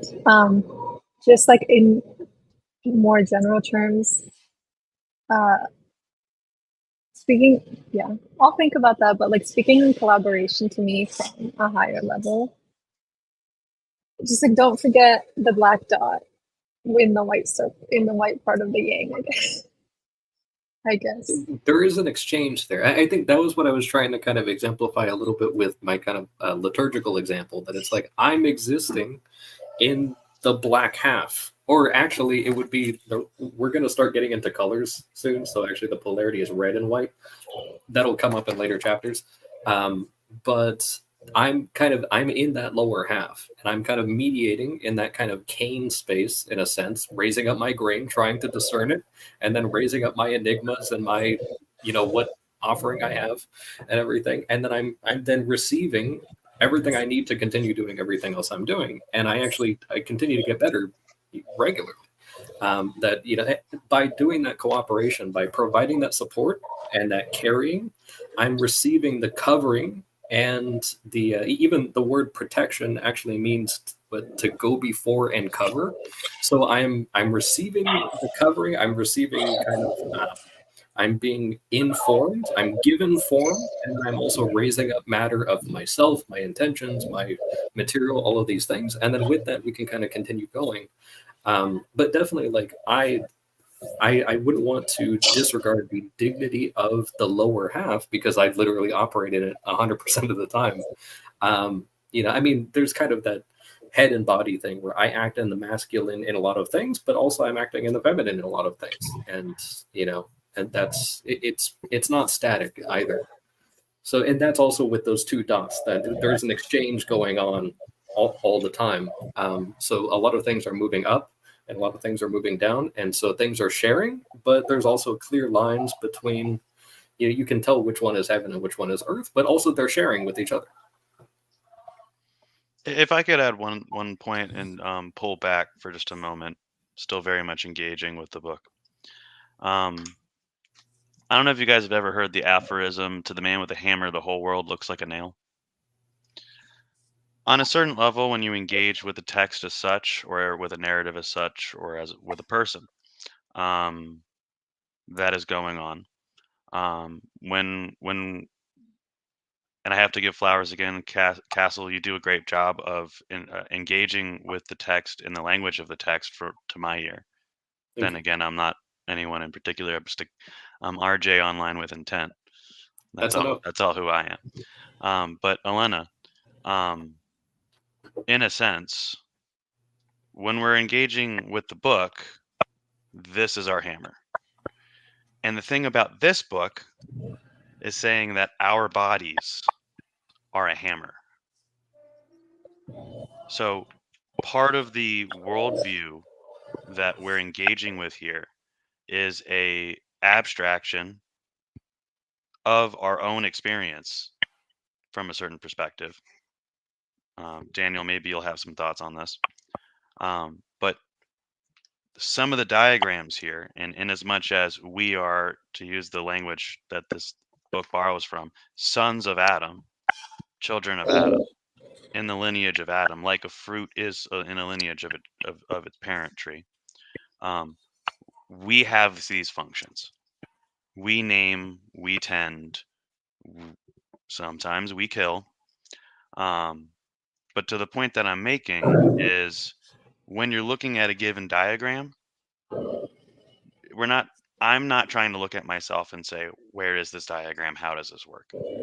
I'm looking at the diagram and thinking about, okay, he has said heaven means XYZ, earth means 1, 2, 3, Adam means ABC, and that there's a grammar to the relationships here. And then this is called the language of creation, you know? So I'll stop rambling at that point because I have a cool football hat on, not a tinfoil hat on. But hopefully, I'll ask Elena, does that make any sense to you, what I was sharing? I didn't follow everything, but I think I got the gist, hopefully. Is anybody Yeah. able to help me clarify for Elena? Well, I was just looking at the blessing that God gives in the beginning of Genesis, where he goes, a lot of people only reference the be fruitful and multiply part of the blessing, but there's actually a little more about that I think is interesting. He says to fill the earth and subdue it. Now, people think subdue is like, oh, I'm going to tyrannize it, but really subducere means to draw from below. And in Hebrew, I think the word also is connected to lamb. So it's like fill the earth and shepherd it, and then have dominion. And dominus means lordship, but also it's from the word dome, which means home. So it's this kind of thing of like, okay, treat as your home, shepherd the inhabitants. All of these things are given, both of these directions are given to Adam and Eve simultaneously. So these are things that they're going to, each one is going to, in a complementary way, have something that they do a little more of or less of. But the charge is strictly given to both of them. That, that Adam was made in female, he made them. Like that's kind of, the human was made in those two complementary halves. And so we're going to see a lot of this kind of happening at the various scales, whether it's, from the cosmic through the communal and then all the way down to the personal. That you're going to see a lot of this, still the kind of the raising and lowering, but it's a lot like, if you had people that, if you're on like an assembly line, almost like, I don't want to overly materialize it, but it's like, okay, there's someone over here I got to pass this thing to, and then also they're going to pass me something else, and we're going to kind of keep the ball rolling a little bit. But yeah, it just, I think that's kind of similar to what RJ was kind of saying, is that all of this stuff is very much, there's a dignity to both of them. And also it's a little difficult to see one or the other.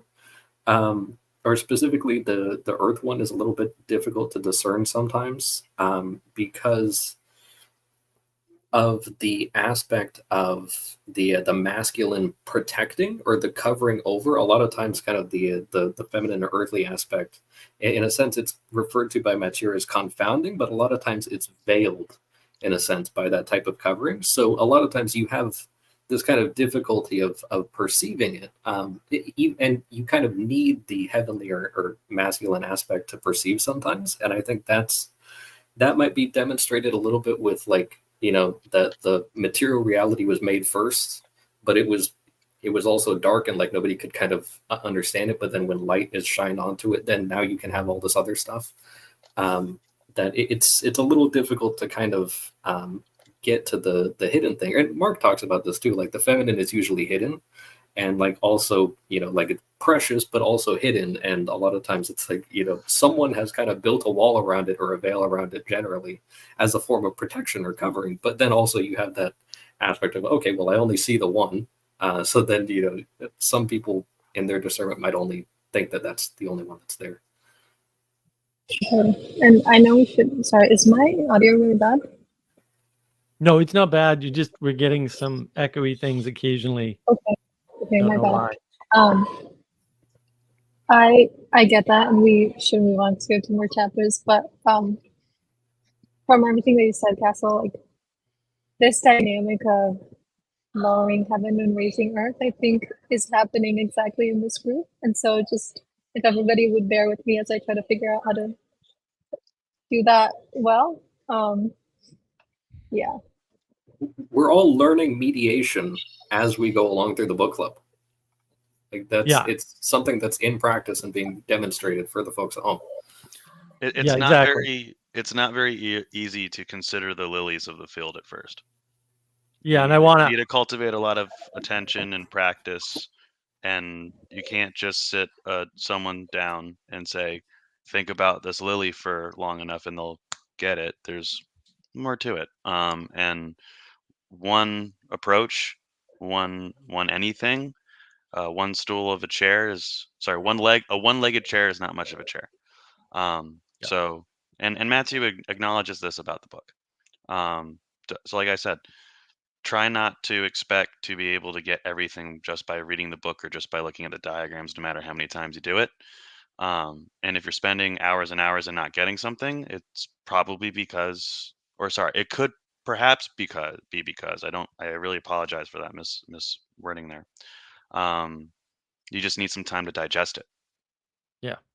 Yeah, and I wanna just go back again. I think head, body, population, authority, power, right? And so the reason why this is important, again, and I think this is mostly impossible for most people to understand. They skip over it because of the modern context, or the recent context that we have from society. It's actually really important to understand that it doesn't matter where you are in the diagram. You could be part of the body, or you could be part of the population, right? You have a role, and as long as you know where your role is, you're good. That's and the reason why that's important, particularly now, is because John Vervaeke talks about domicide. That's what domicide is.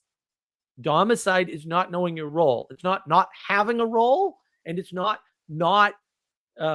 having a particular type of role, or having a role that has certain abilities. That has nothing to do with domicide. It has to do with domicide is knowing where you are in that structure. For more on roles, see the French. If you want to have a good time with something that, like I said, anything only in one direction is not very balanced, go read something in French.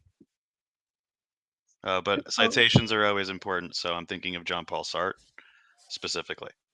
There's also this kind of nested microcosm thing. So I have this little silly slide here with a few of the diagrams, but it's just the Russian nesting dolls. Like you can just kind of see that, you know, if you remove any one of these in the sequence, then the whole thing rattles. You know, that it's important to just kind of nest everything properly. You have, you know, the personal and the communal, intercommunal, and the cosmic. And but then you're also kind of seeing this at various different levels, and then you're also seeing it with, you know, Adam, and then you have the descendants kind of going down there. That there's this sort of aspect of, you know, yeah, there is a home for like a nest, if you will, that everybody kind of exists in. And I have, you know, I don't need to have authority over my mom, for example. You know, it is just like, in fact, and an interesting thing, I think John, a couple of weeks ago when I was listening, John mentioned this a little bit, that that, you know, like, for example, even if there's a son, that the mom is masculine in relationship to the son, like the entire time, whether it's in gestation or even like as an infant, nursing the child or clothing the child as a toddler, or teaching him, you know, the alphabet, or telling him as a teenager not to stay out too late. All of those things, the son is actually feminine in relationship to the mother. And so, and if those things agree, then you don't have, like there can be questions and stuff, and you can sort out things and let them kind of process. But ultimately, it's okay to kind of have those things nest properly, and when there's agreement, then you can actually start getting things done. And but it's like I said, it's okay to have the questions, and in fact, that's what we're seeing with like the enigmas being raised up. And it's necessary for people to kind of do that. Like that's why, like Moses's judicial system, that some of the lower courts are not able to handle some of the questions, so then they raise it up again, and they raise it up until Moses is hearing the most difficult ones that got past all of the other levels. But they're also refining that, and then maybe that'll turn into a law later on, if it was that much of a conundrum. I have a pretty simple, well, I don't know, we'll see how simple it is. In the text, if we can bring up the text, a very direct question. I just don't really understand what's meant in it. So at the bottom of this page, page 79, there's a footnote. Cain and Abel are opposite twins because they were born from the same knowledge. So if we disregard the thing about the opposite twins, like opposites, whatever, blah, blah, blah, but what does it mean that they were born from the same knowledge? What's that pattern? Can someone explain? Or is everyone else... multiplicity and unity? The interplay of the Tao, they come from the same place. So I have a little one here. I colorized it. We're going to get to the colors in a later chapter, but it's the same chapters that are, it's the last page of chapter 25 is the kind of microcosm that comes up. But you have the one that is going to be, he demonstrates it where it's always on the left side is going to be the earth one, and then on the right side it's going to be the heavenly one, and then you have kind of like the heavenly progenitor or what have you from there. So you've got God and you've got heaven and earth, earth and heaven, and then you've got Adam and then Cain and Abel, and then Seth and Noah and Enoch. And so that is sort of a pattern that's coming about where when you have, he's stating that within the biblical narratives, when you have a properly like unified representative of the central mediator Adam, that you're going to wind up, their next children are going to kind of split off, or at least that's what kind of plays out in a lot of the biblical stories, like with Cain and Abel or Noah and Enoch or Jacob and Esau. This pattern tends to repeat itself throughout those stories. Like it doesn't necessarily happen for every single person that has a child, but also can you necessarily guarantee that that particular person was a perfect unity between heaven and earth? It's kind of it's a very central thing that when it comes out to that way, then you wind up getting these kind of polarity with the children.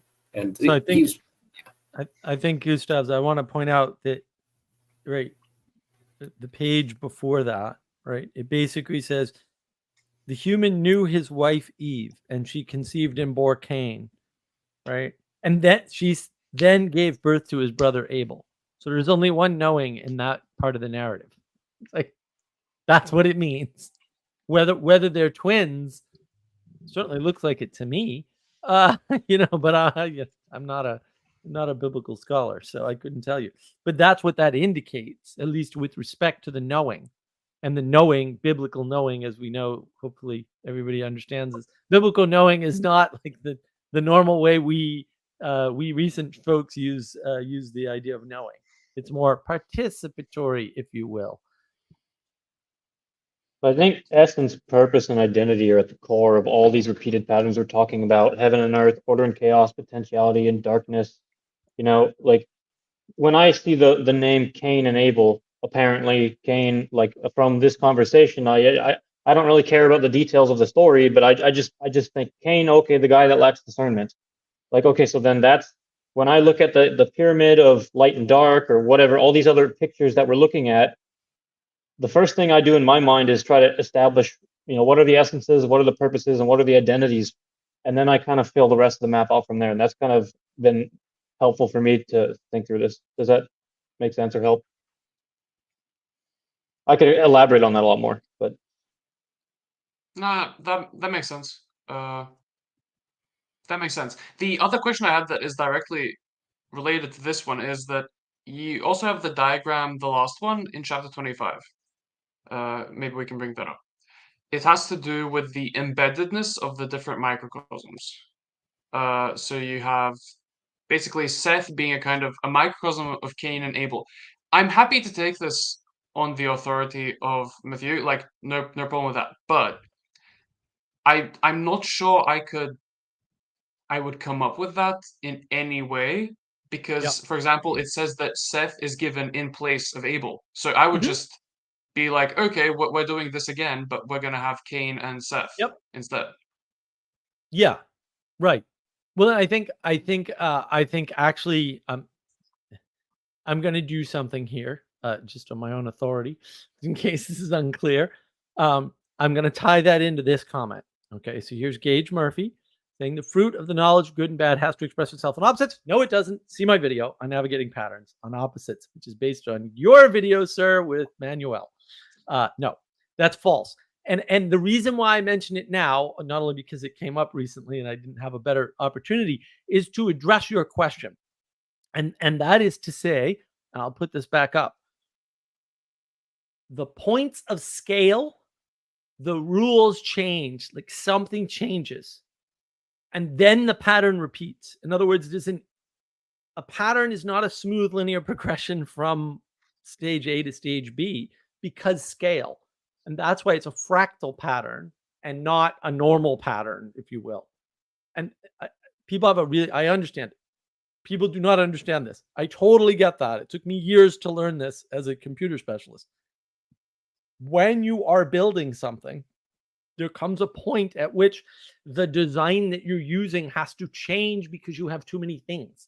And so even though you're building the same thing that has the same inputs and the same outputs, the structure in the middle actually has to be completely different, completely, right? And there's different ways to deal with this in computers. There's horizontal versus vertical scaling and all this nonsense. The real point is that things break at a certain point, and then the scale changed. That's what happened. And so it needs to be reasserted. The pattern needs to be reasserted, or reasserts itself, maybe. I don't know. Doesn't really matter, right? And so that change causes a new starting point for the pattern, even though that's not what's happening. We have to get sloppy with language at some point, right? And so that change is what you're seeing. And so I agree, your limited mind, and that's not meant personally, Gustav. Human beings' limited minds, especially when you're not used to this sort of thing, get caught up in the fracture, in what seems to be an inconsistency or a change or a breaking. But that's actually not what's happening here. What's happening is that is the signal of a new scale, and then the pattern, is effectively reasserted. Does that help? Does that make sense? I think this idea is really a really fundamental misunderstanding. That's really, somebody mute, maybe Alina, there's a lot of noise pollution.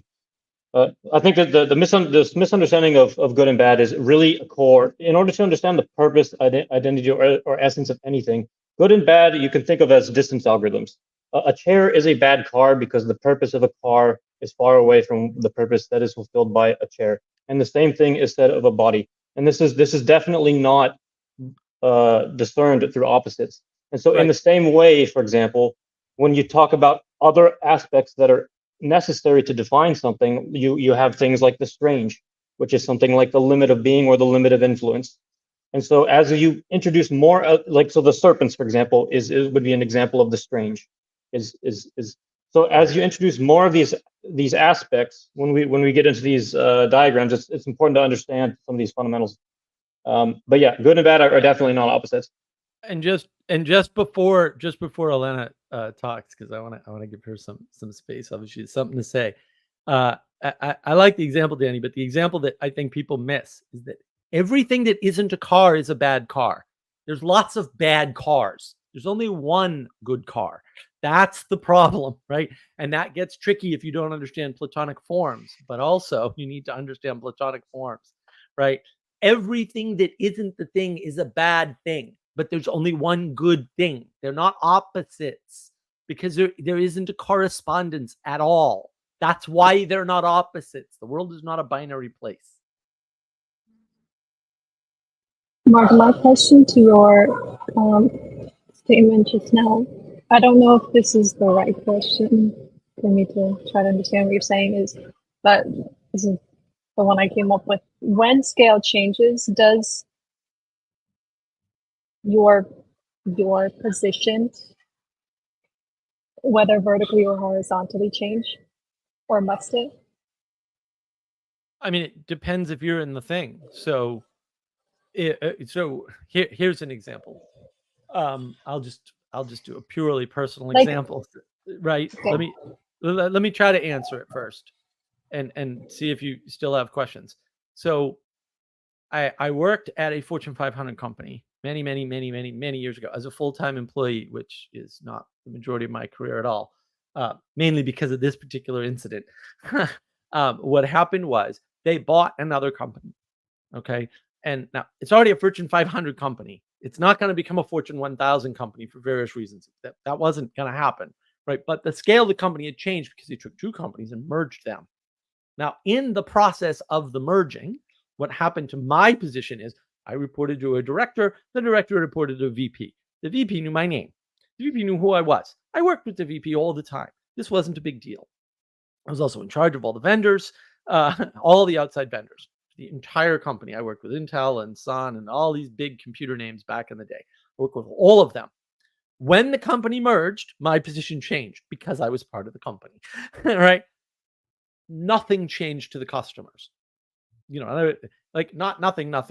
Probably the support went downhill, right? Or maybe the software didn't get out on time or something, or the customers of the other company that we were merging with that we had purchased, they probably had a big impact, right?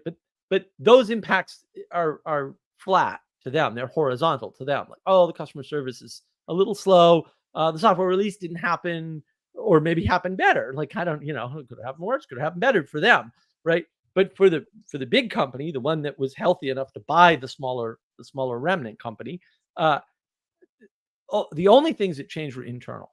The customers didn't really see a significant change, but everybody inside got shuffled around.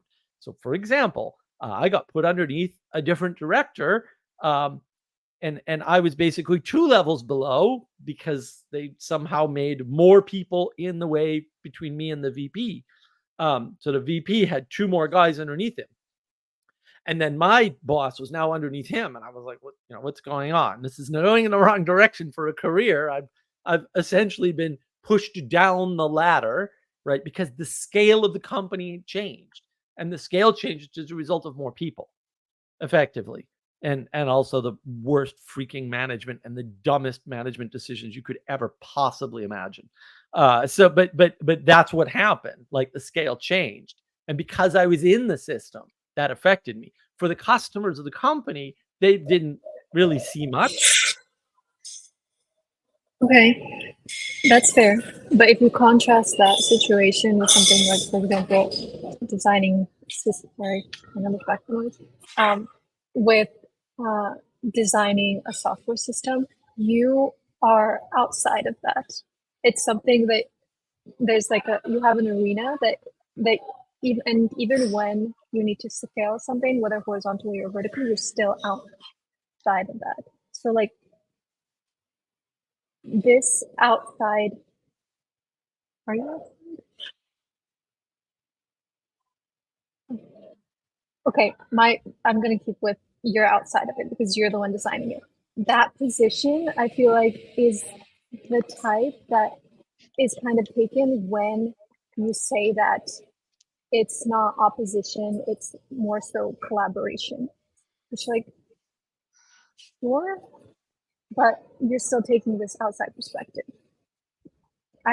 Yeah. No, but you're not taking an outside perspective because you're inside of it. And that's the thing. Like, the only person that knows if I'm in opposition is me. And it's the only person that can ever know. You can't actually know if I'm in opposition because, and this is where Gage gets confused. Look up the word. You set against. So while it is useful to set things against one another to provide contrast, which we need to see, see like half a dozen videos of navigating patterns, right? If you can't understand that, and fair if you can't, right? You set it against, that's something you do to the world. It's not a property of the world. It's not in the world, right? It's a position that you take relative, right? Or that you put two things in position relative to one another. And that's actually super important, right? Because opposition is a choice that you make with your free will about how to approach the world. And it has nothing to do with the world. Nothing. Right. And Yes. yeah, it may be useful to see, but the cooperation is what's important, right? Because that's how we build something bigger than ourselves, stay out of narcissism and solipsism and sophistry. Otherwise, you will go there because you won't have a choice. So, just jumping in here, I want to stay with the thing about the definitional thing about what opposition is in the English lexicon, the way we're used to it. I want to present the image of a house of cards as almost an intermediary, going back to earlier in the session today. There's to oppose. There's interplay like the two dots in the Tao. There's setting against each other in a way that creates stability, which is, and I'm going to depart for a second as a tangent. Setting against each other to create stability is in a way related to separating things to create stability. So in Genesis 1 through 3, when there is separation, there is stability. When you get into the Noah story, the binding of heaven and earth is maintaining separation through intercommunication, interrelationship. So again, there is a level of interplay with kind of the house of card thing. When moving back to Castle's earlier point, and I'm going to take a detour through some of the stuff Mark shared, and give a shout out and put my own twist to there's a way of saying things which the model proves itself. In real life, that's very helpful. In English, that's very helpful. In computer coding, that's helpful, but not in the same exact way. But so to Mark's point, if you've built a model and it's not working, and it's even if it's proving itself, there's something that you're not noticing. And perhaps it's something that may cause someone, if you're walking through things as Elena was, to have to reconsider, am I inside or outside? And if you're reconsidering that, then there's something in the model that needs to they may warrant re-examination. And going through that, if you're engineering something and your model doesn't work, the problem is not with the world. And using that to get back to, and so we've got the house of cards, we've got your model, and then we've got the diagrams here at the end of the chapter, and the tripartite diagrams, if we could throw those back up briefly. By the way, in a moment, let's try to wrap the stream up. We can keep talking as Yep. always, but yeah. Yeah, so luckily this is at the end of the chapter, and I think probably a good place to stop for the session. I don't have much more to add after this point today myself. So we have scaling. We have a sense of lineage. So we've got time in a way. But looking at Seth, Noah, and Enoch, and looking at the direction and the coloring, which is different there than the other two, then we can see how Adam, Cain, and Abel have a different kind of relationship than Seth, Noah, and Enoch, and Seth, Noah, and Enoch being that smaller level inside those other two. So this diagram is demonstrating things that dynamically hold across different dimensions and scale, and so can present information and insight in different contexts. And that's in this sense, you can read this left to right and right to left. But that will be important to notice that when you're moving left to right or right to left, you're in a completely different context. This is my reading, folks. I've never even talked to the Pageaus. So what do I know? What do you guys think? Could you summarize I mean, that like in 2 sentences? Yeah, what he's saying is directionality is an important component of context, and the fact that you can go right to left and left to right highlights or provides contrasts. Another way of saying highlights, by the way, right? To be able to see the difference, right?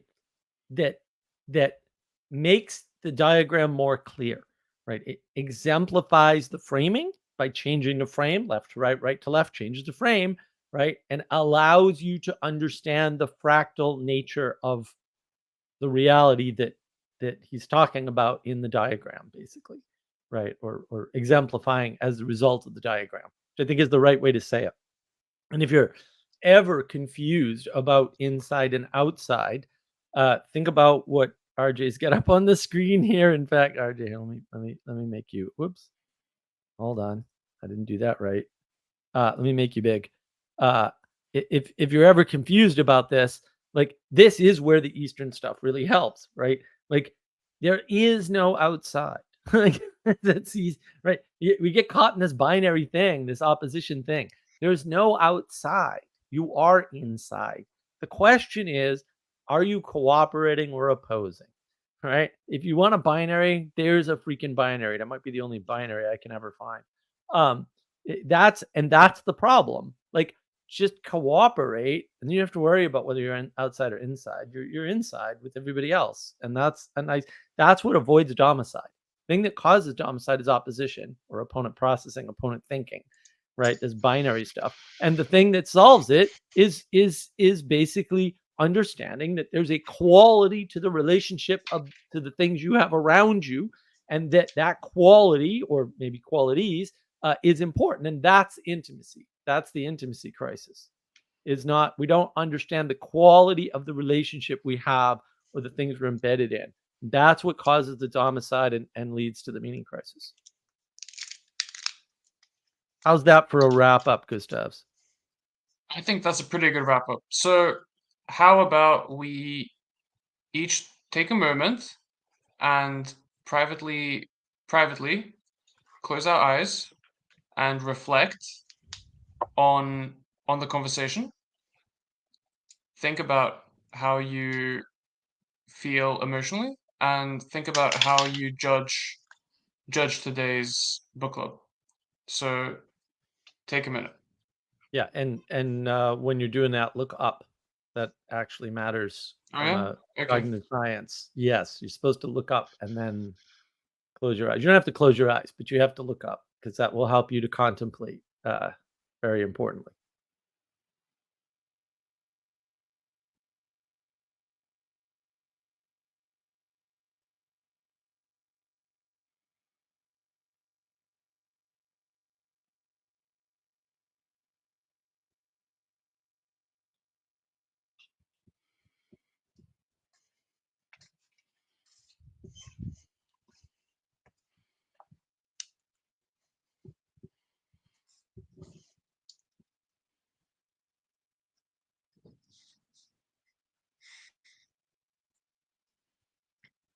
All right. Thank you everyone for participating. Thank you for watching, if you're watching at home. And please leave comments and participate in the live streams, and leave live comments in those as well. And just participate, and see you all next week.